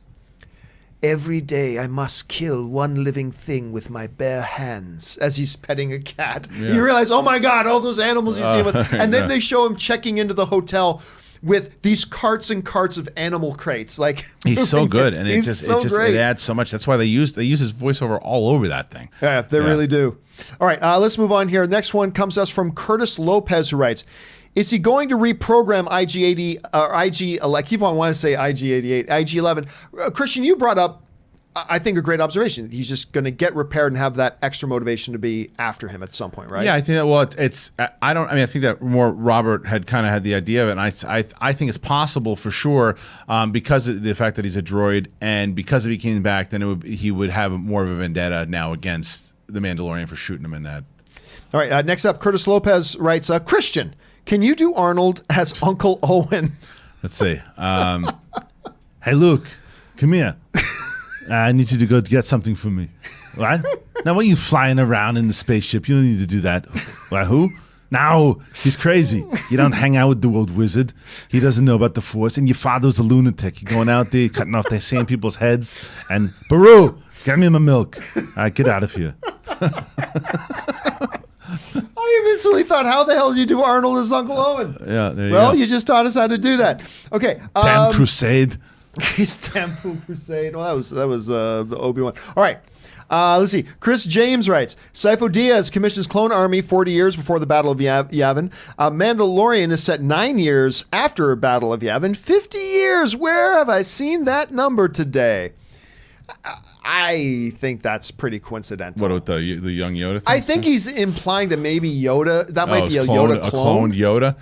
Yeah, I mean, that's interesting. I don't want to see cloned Yoda. That would suck. I would much rather it be a. He's not wrong with the timing. The math checks out, but I just that's tricky. But I don't know. I mean, I won't poo it off the bat if that was the case that someone actually did that, but I don't know. I think you just make it another one of the species. I agree. The question is, where does this thing go? Like 50, because it's 80. It means it's around 80 or 90 right now where we are in our timeline with Rise of Skywalker. If it's still alive. If it's still alive, it's like 90 or 100 years old. So that's true. That's young for that species. So wouldn't it be interesting if that thing showed up in Rise of Skywalker? It would. Mean McLean writes, is that species 8427 in the crib? Is that the only designation we've heard for Yoda's species? I honestly don't know. It's going over my head a little bit. I don't know. I've never heard about that before. Okay, let's see. Where are we at? Helen Miras writes, part 104, here we go. I think if you watched the pilot for Mandalorian without Star Wars context, you'd find it was really underwhelming. Just compare this episode to, let's say, the pilot episode for Heroes that also had to set up the world, feel, tone, everything. You had to watch the next episode immediately. In Mandalorian, if there weren't for Star Wars context and maybe that reveal at the end, I wouldn't have the need to further watch. Humor didn't work for me at all, except maybe self-destruct scene. I really like that part. Great visuals through. I give it a 6 out of 10 for now, and I'd hoped for at least an 8. Okay, so here's what I would say to that. My first reaction to what you're saying to that is, if it weren't for Star Wars context, you can't possibly imagine the world we live in that doesn't have Star Wars context. Star Wars context has just been a part of our permanent pop culture for 40 plus years. So, I mean, it's one thing to say, if you didn't know this one obscure comic book before watching the movie, then it doesn't really, okay, I get that. But we're not talking about just any random property. We're talking about something that has been a permanent fixture of our pop cultural consciousness for decades and decades and decades and decades. While I get what you're going with that, the fact of the matter is, you can grab anybody off the street and say, random pop question for you, whether they've ever seen a movie or not. Who is Darth Vader's son? They're going to tell you Luke Skywalker, even if they've never seen an episode of anything. We simply live in a context where we all have at least some rudimentary, fundamental basis of an understanding of what Star Wars is. I would make the argument that to try to set up a new Star Wars show that stands completely independent from any knowledge whatsoever of the Star Wars universe is impractical and almost impossible. So I totally get what you're saying, and I'm not saying you're wrong. I would say you're right, but being right is kind of the point, because that is the world we live in. I don't know, Christian, while I run and turn on the air, because it's starting to get a little warm in here, how would you address that? It's not just the fact that you're it's the world we live in that has Star Wars. What it also is the fact that, let's take your example for Heroes. So Heroes is trying to set up a brand new IP that has never been set up before. And what it also wants to do is go farther off on a superhero genre that has been done before, but it's not Superman, it's not Iron Man, it's none of these things that we knew before, so it has to establish itself as its own. Star Wars has the luxury, it doesn't have to do that. Part of the lure and part of the glory of the show is to say, hey, look, all this stuff that you're familiar with, the tropes of Star Wars, they're here, plus here's this brand new character that already lives in this world. So they're leading with the familiarity of it, and they want you to part of the, yes, of course it's well, if it wasn't Star Wars, then it wouldn't work as much. That's the whole point, is that the sell is that this is a Star Wars series set in the world of Star Wars that you were supposed to get back in 2005 that never came to fruition, that now you get to live in that world week in and week out. And we just disagree on the humor. I thought the humor, that although we're on the same page with the IG-11 self-destructing, that was great. I loved all the humor in it. I thought it worked really well, minus the Star Trek character in the front. I would also point out the one thing too. If you were to say, it's like saying Return of the Jedi, hey man, if you didn't see the first 2 Star Wars movies and it doesn't work, well, okay, yeah, but it's kind of predicated on that. That's kind of the point of it. So anyway, Helen Maris also follows up, writes, by the way, I love The Last Jedi, so I'm not just bashing on everything. No, no, listen, and I'm not completely in love with the first episode of Mandalorian either. I take some issues with it.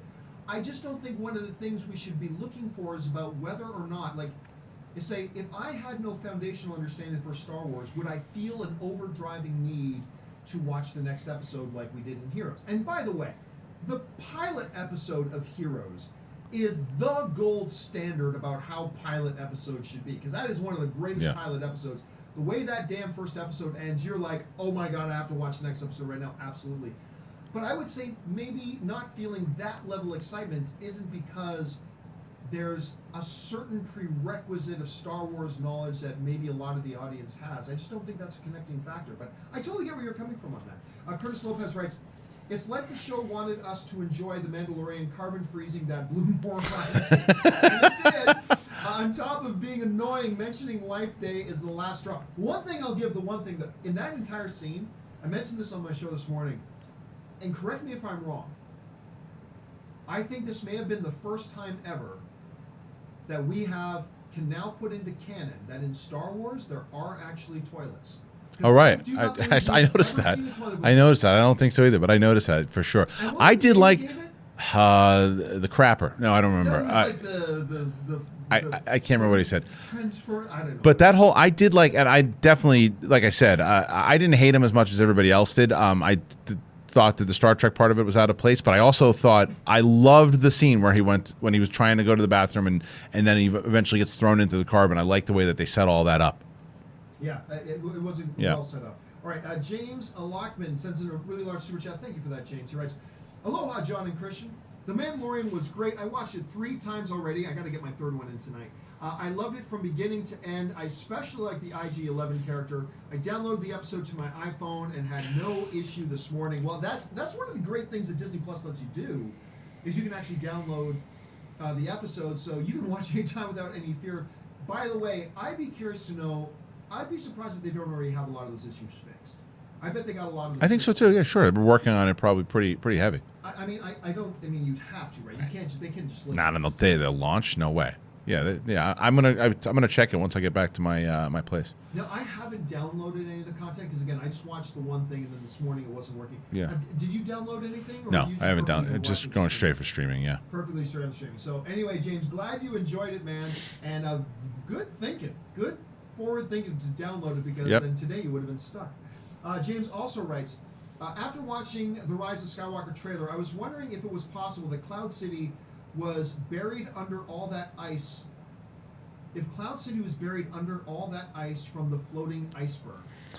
I'm not quite sure I follow. I know, not the last part of it, but I actually said this is that one shot when they're flying in the last trailer when there's I actually said.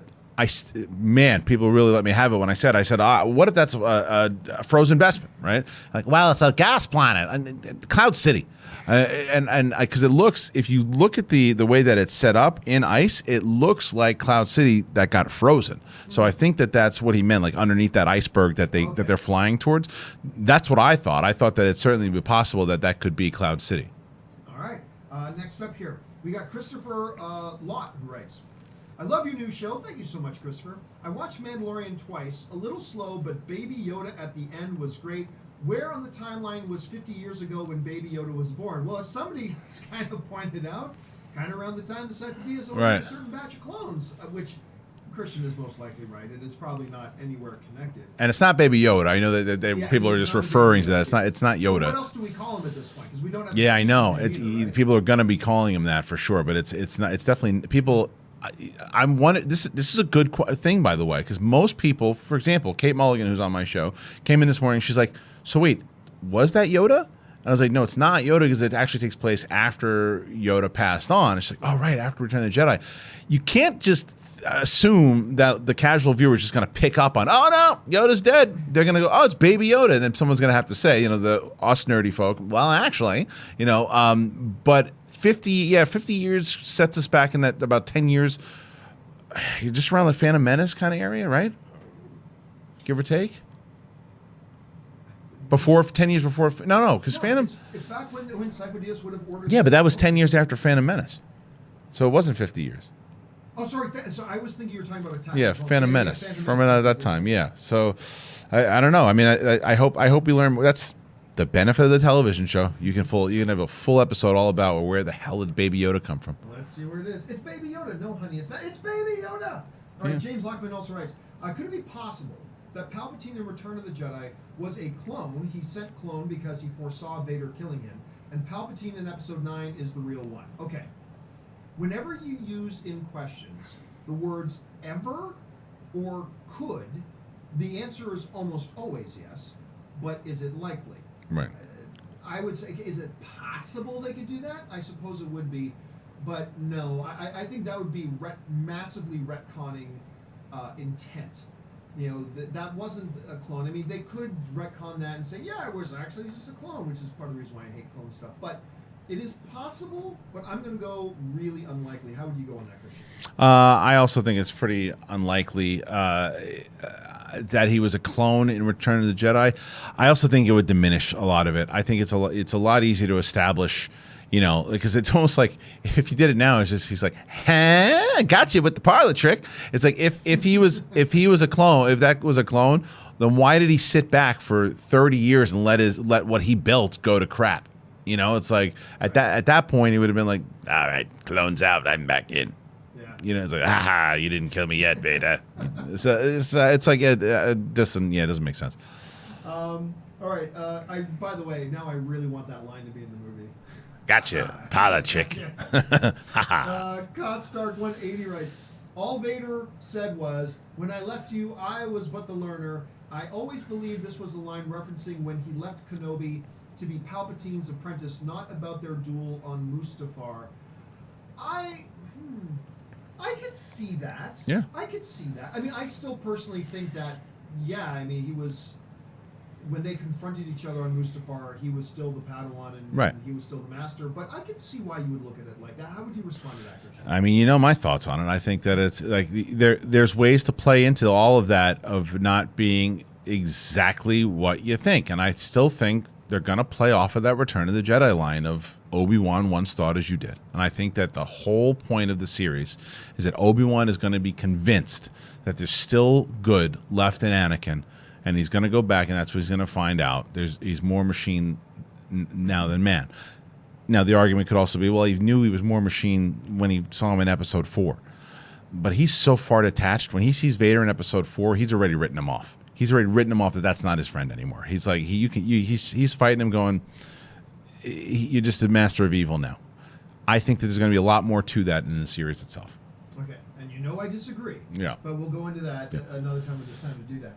All right, but in the meantime, Co-Stark 180 says, so I agree with Kristian. Smart man. On his Vader thesis. That's good until I tear it apart. All right, Alex Dixikoff writes, I have spoken. Again, I want a T-shirt. I have spoken. I want a T-shirt that has that on it. That is such a great line, spoken in the great voice. Now, the question is, did Nick Nolte know that the camera was on him or that the audio was on him when he was doing that? Or they just said, just roll with it? He's like, or did he just give his lunch order to the PA?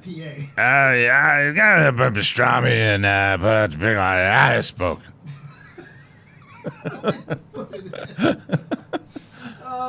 Hector, where was I? Okay, Hector Jeter writes, I got excited seeing a toilet in the Star Wars world. It just, they listen. We often talk about making it feel like the lived-in universe. Like, not even trying to be funny. What else does that than seeing a bit of a mess of a ship and there's a toilet in there? I mean, of course, it's great. I loved it. It's funny. Brandon Blake writes, if they can make a full season of this show with this production value for $100 million, why would you ever need $150 to $200 million for a 2-hour movie? I will say this. when you go back and watch the episode again, it is still quite small in scale. There are moments of the show where, you know, the ship leaving the one felt very Star Wars. Like, even the cinematics of it felt very Star Wars, and leaving the one planet, going off into space, blah, blah, blah. And there's a couple of scenes where he's walking through a bit of a crowded street. But also there's a lot of shots of him just standing alone and things like that. They knew how, they had a great producer on this, whoever they use as their primary producer. It's another reason it's 37 minutes, by the way. Yeah, which is also one of the reasons why it's 37 minutes. Is that in a lot of the stuff it felt more small scale. Yes, we had our moments, and that's the thing. They created this illusion of this grand scale, when really, when you go through it scene by scene, there's a lot of very small scale stuff that, you know, in the movies you'll go more larger scale. Even in scenes like I'm in a forest, you'll feel like you're in a jungle in the movies. Whereas in this, it'll be a little bit more isolated. So there's ways, and a great point about the 37 minutes. How would you address it? Well, there's a couple different things. The first is, I when you initially asked the question, I go, yep, absolutely. If you can do it for this, why not? But then you also say, because you're not charging ticket prices. Now, right now, everybody's signing up to Disney Plus. Now, are they just signing up for Mandalorian? I don't know. But like, how do you recoup that 100 million? You know, is it through subscribers? What is it? You see it from the ticket sales on movies. Right. So, and it's worth the investment because those are the movies, the DC movies, the Marvel movies, the Star Wars movies, those are the movies right now that are selling tickets in theaters. So if you can get a movie out there that, you know, like Solo obviously wasn't worth the investment. All the other ones have been, right? So that's probably the other reason why they have cold feet, because they know that 7, 8, and 9 guaranteed box office money. Okay, Rogue One wasn't a guarantee, but it made money because it related inside to the actual franchise. It almost felt like a prequel to Episode 4, which it kind of was.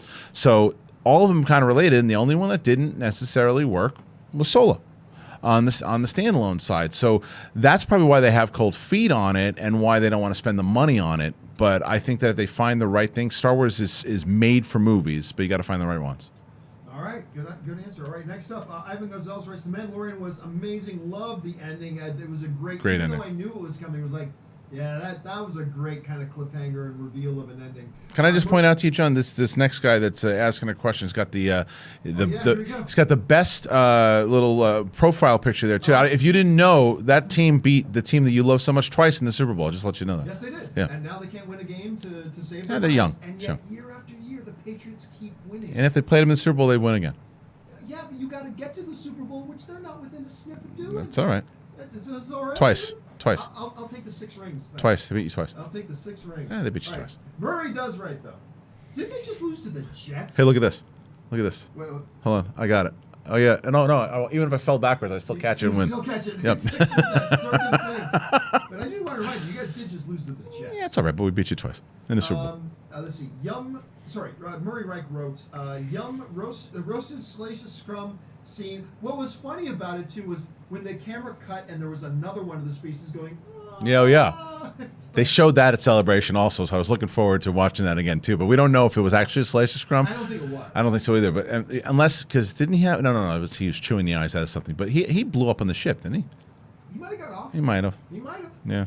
Okay, let's see here. Murray also writes, my oldest sister always wondered, in all the Star Wars movies, where did people go to use the bathroom? There we go. We finally have an answer. Yeah. That and the Yoda species are the two most prominent questions so far. Like, finally the bathroom. Yeah. What is the name of this? Now we gotta have Baby Yoda. Now we gotta have the Baby Yoda telling his species on the toilet. Okay, Jake C writes, more engaging than either anthology except Vader. I don't know that I agree on that. Look, again, I thought it was a good, solid first episode. I don't think it's in the neighborhood of Rogue One. Myself, personally, I thought there was a lot more. But listen, it might become a different discussion once we get to episode 8. But right now, no. But later, might be. That could very well become a discussion that we have to have once episode 8 rolls around. Could you see it go in that direction? I won't say no or yes yet because of exactly what you just said. I won't say absolutely not because I am locked in and I want to see where it goes. But by episode 6, I'm like, oh, that's where they went with this thing? Yeah, I was way more locked into where they ultimately went with Rogue One. But the same can be said if it goes 8 episodes, locks in from start to finish. Like, this is better than anything they've done in maybe in all the movies. I've told people this is the one that I've been looking forward to more. If you only give me this or any of the theatrical movies right now, I'm taking this. Yeah, but I echo that. I think let's get to episode 6, 7, or 8 before we start worrying about that. Because Cinema Reviews writes, I've heard of adult diapers, but this is ridiculous. 50-year-old. 50-year-old, still an infant. JCL, I'm 50. JCL for I want that to be the baby's voice, by the way. I'm 50. Hey, John and Kristian. When Yoda said in Empire, there is another. Was he referring to little Yoda that the Mandalorian found? They said he was 50, so he was alive at the time. The only way to do that, JCL, is to what I call retconning intent. Because it's pretty clear and evident when they made Empire and Luke leaves and Yoda has that scene in the oddly lit thing of, I guess, the bottom takeoff lights of the X-Wing and ever saying, no, there is another. The clear intent with that was talking about Luke's sister. That was clearly the intent of what the scene was. Could you retcon the intent and say, no, when he said that, he actually meant this? You could, personally, and this is just me, I feel that like that would be a little bit of a betrayal of one of the original trilogy movies. So, theoretically, possible. But Kristian, this isn't the first time we've heard a theory saying that Yoda could have been talking about somebody else. I prefer it not be about another Baby Yoda because you're just like, these humans can't get it done. Let me get my species. But what I always thought was, especially after the prequels, that he should be talking about another Jedi in general and not Leia and Luke, because at that point Obi-Wan would be like, yeah, I know, I was in the room when they were both born. It's like, there's another one. Yeah, I know. I mean, he makes it clear in Return of the Jedi, the other that he talked of was your twin sister. So he makes it pretty clear once the next movie comes out. Okay, let's move on to the next one here. And the next one here comes to us from a fan of Peanuts who writes, The Last Jedi had everything go wrong for every character, and the good guys lost and failed at everything. Kristian, by the way, again, everybody, let me remind everybody, it's K, not CH. Kristian, how's that any different than Empire Strikes Back? I'm not quite sure what he's referring to What he's saying is, I think, is that if all of that darkness happened, then why don't I see it the kind of the same level as like maybe Empire Strikes Back, right? It's direction, it's writing, it's tone, it's humor. There's still humor in all those movies that I think, and it's whether or not it felt like a true Star Wars movie to me, and that's where it comes down for that. Now a lot of movies have dark endings. I mean, the end of Infinity War. It's one of the darkest endings ever, and it worked well. There's a lot of movies that go for dark endings and dark things that don't necessarily work the whole way. I don't think that they're the same way Force Awakens takes things from New Hope. I think that The Last Jedi definitely takes things from Empire. I just don't think that they're on the same level. All right. Patrick O'Connell writes, over under 10% chance when Snoke established the Force connection between Kylo and Rey, their life forces are now connected. Rey death equals Kylo death. We've seen that motif played out in a lot of different stories, like outside of Star Wars. Like, it's like, oh, no, I can't kill you because if I do, it kills me. We've seen that played out a long time. But 10% is a very low number. So I'll say it is very unlikely to happen.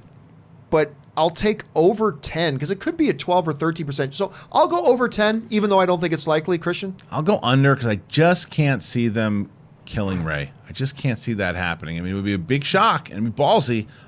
I'll take the under. But let's forget whether they killed Rey or not. Like, what could they set up that, oh, no, I can't kill Kylo because if I kill Kylo, I kill myself. No, because Kylo's got to go. I agree. Kylo's got to go one way or another. It's like, if you redeem him, got to go because, like I said, Thanksgiving is just going to be too awkward with him sitting around the table.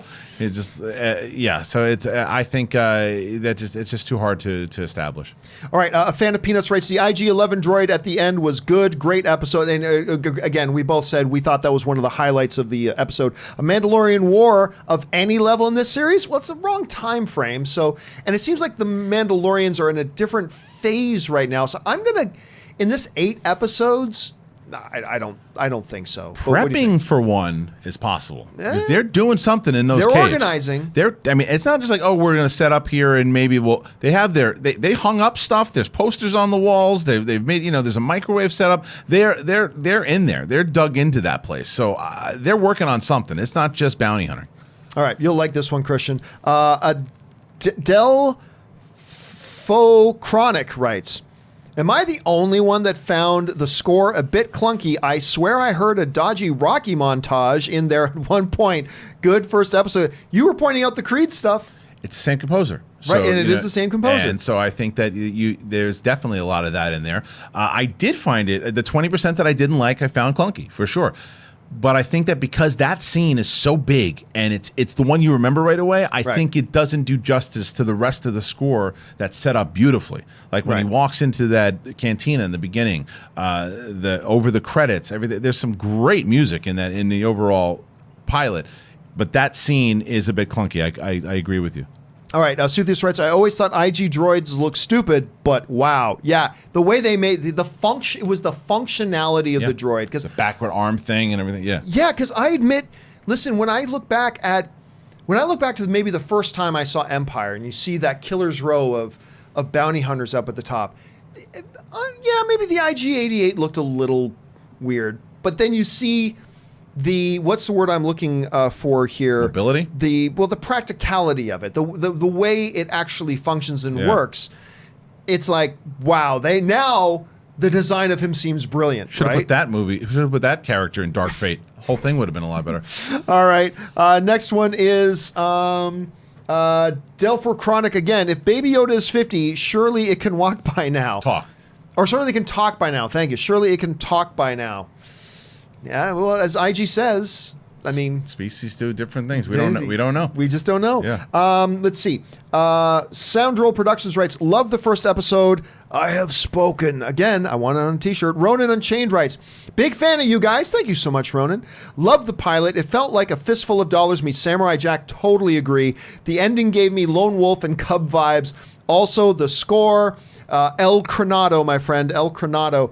And look, we knew from the beginning that they were going to go for the Western space frontier sort of thing. Gunslinger. But everything they did, Christian, from entering the bar, everybody looking at the stranger walking in, the music, everything, it just fell into that.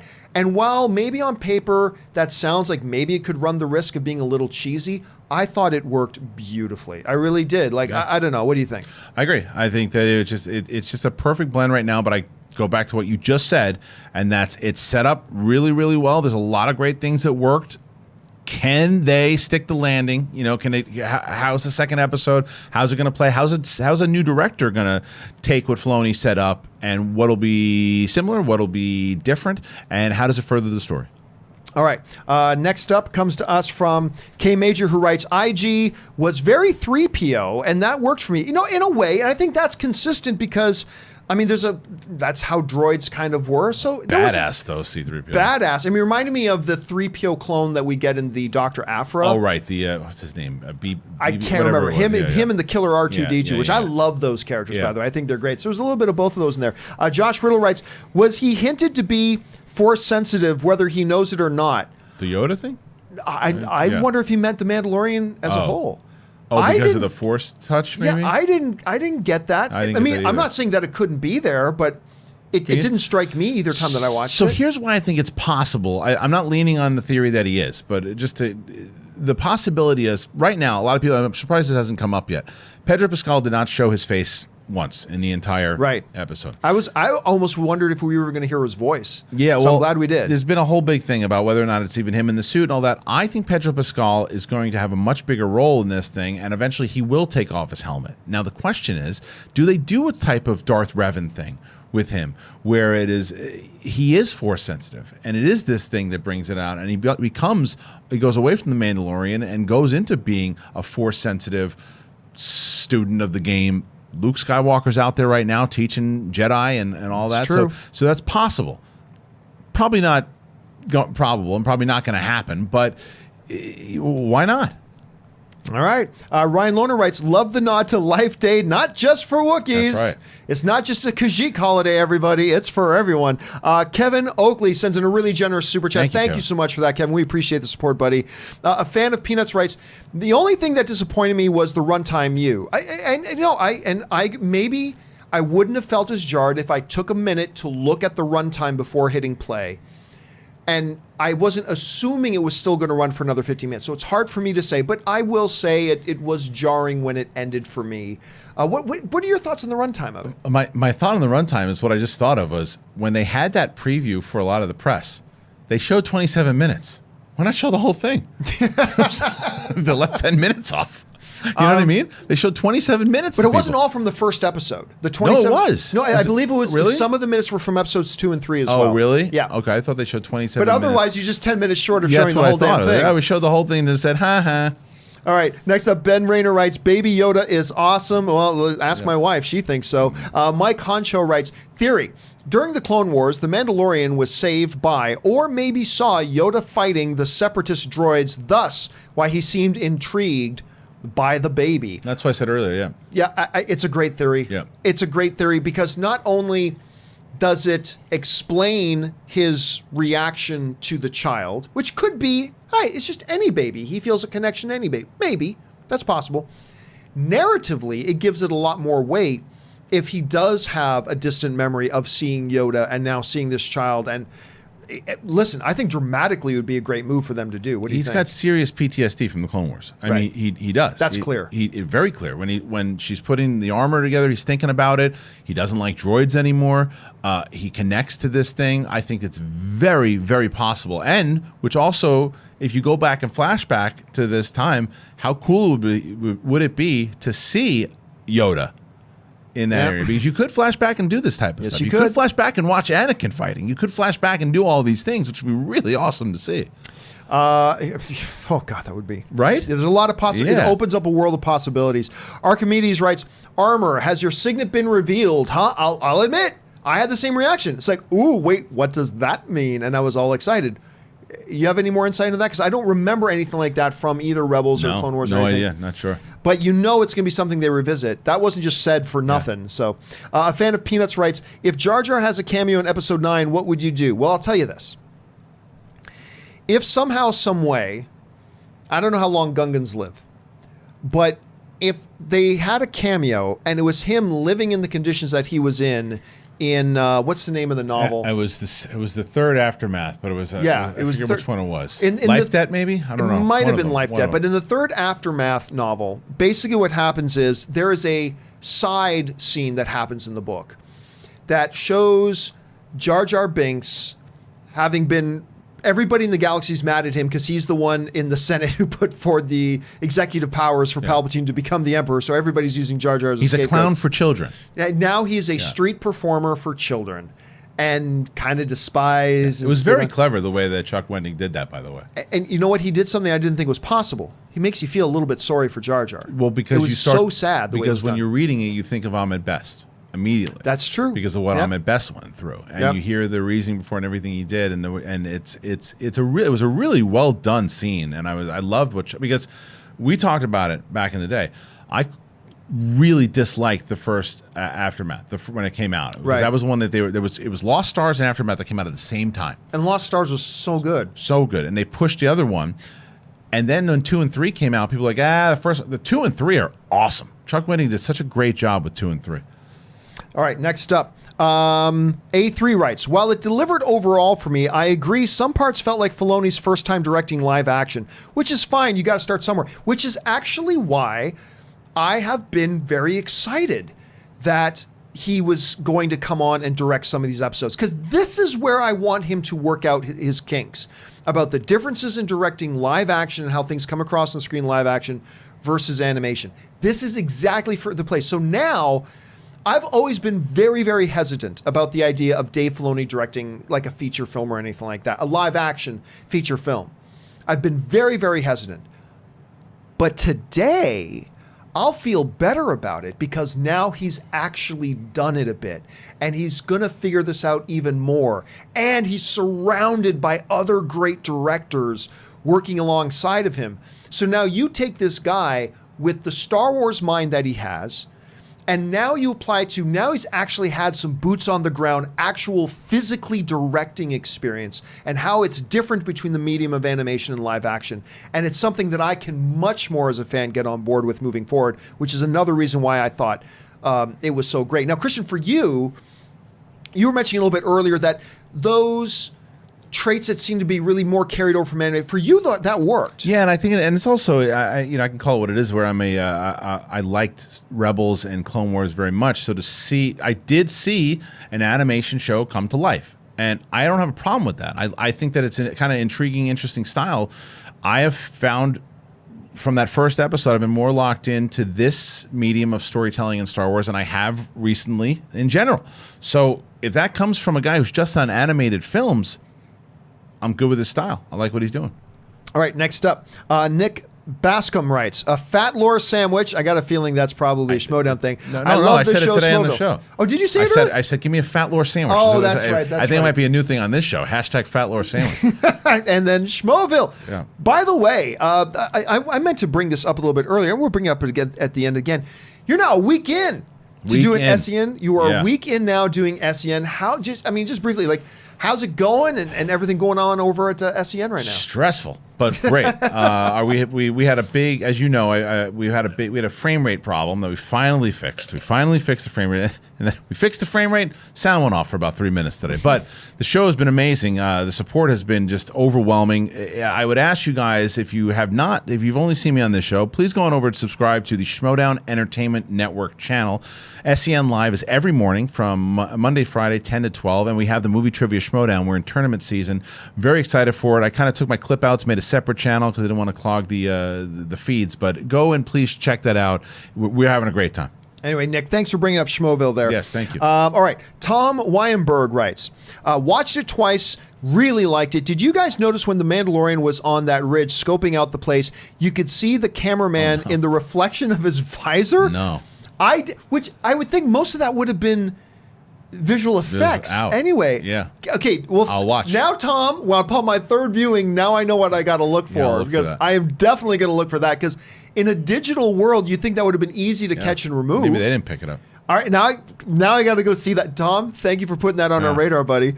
Travis L. Marshall writes, like, not love first episode. Love the ending, though. Are all of Yoda's species force sensitive? By the way, love the end credit art. Also, Star Wars toilets, huh?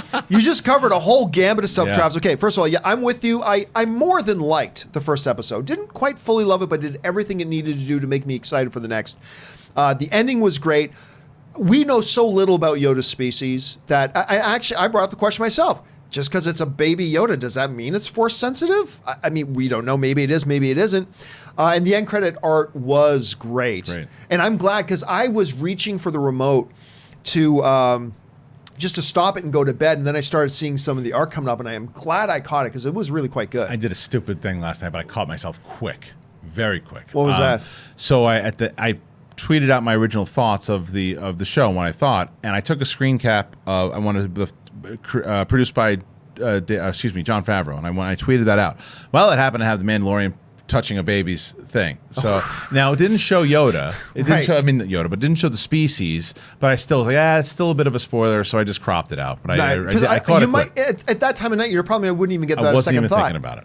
But you caught yourself. That's the important thing. Yeah. Let's see here. Fan of Peanuts. We've just got a couple more minutes here, guys. Fan of Peanuts writes, know this is expensive. Hope we get 5 or 6 seasons. Yeah, let's see how we feel after episode 5 or 6. Yeah. It's still early in the game. They're off to a good start. Let's see where they go from here. Fan of Peanuts also writes, the realism and gritty look was so perfect. Yeah, completely agree. Yep. Because listen, a lot of people say for the Star Wars universe in general, you like to have that gritty, lived-in feeling, but you don't want that on Coruscant. You don't want. Depends on where you are. For where they are, I thought it was perfect. I agree, and what I liked about it because that was the thing I got excited about when they showed the flashback of the Clone Wars. It looked like a horror film. It looked scary. It didn't look like it didn't look like the Clone Wars kind of cartoonish feel that we felt in Attack of the Clones or even in obviously the animated series. It was the first time you saw what the Clone Wars looked like, because that's what we always envisioned. In Episode 4. the Clone Wars. They mentioned the Clone Wars. What is the Clone Wars? And when we saw it, it was like it's an animated the prequels. It's more of a light-hearted feel, the overall tone, minus burning in lava.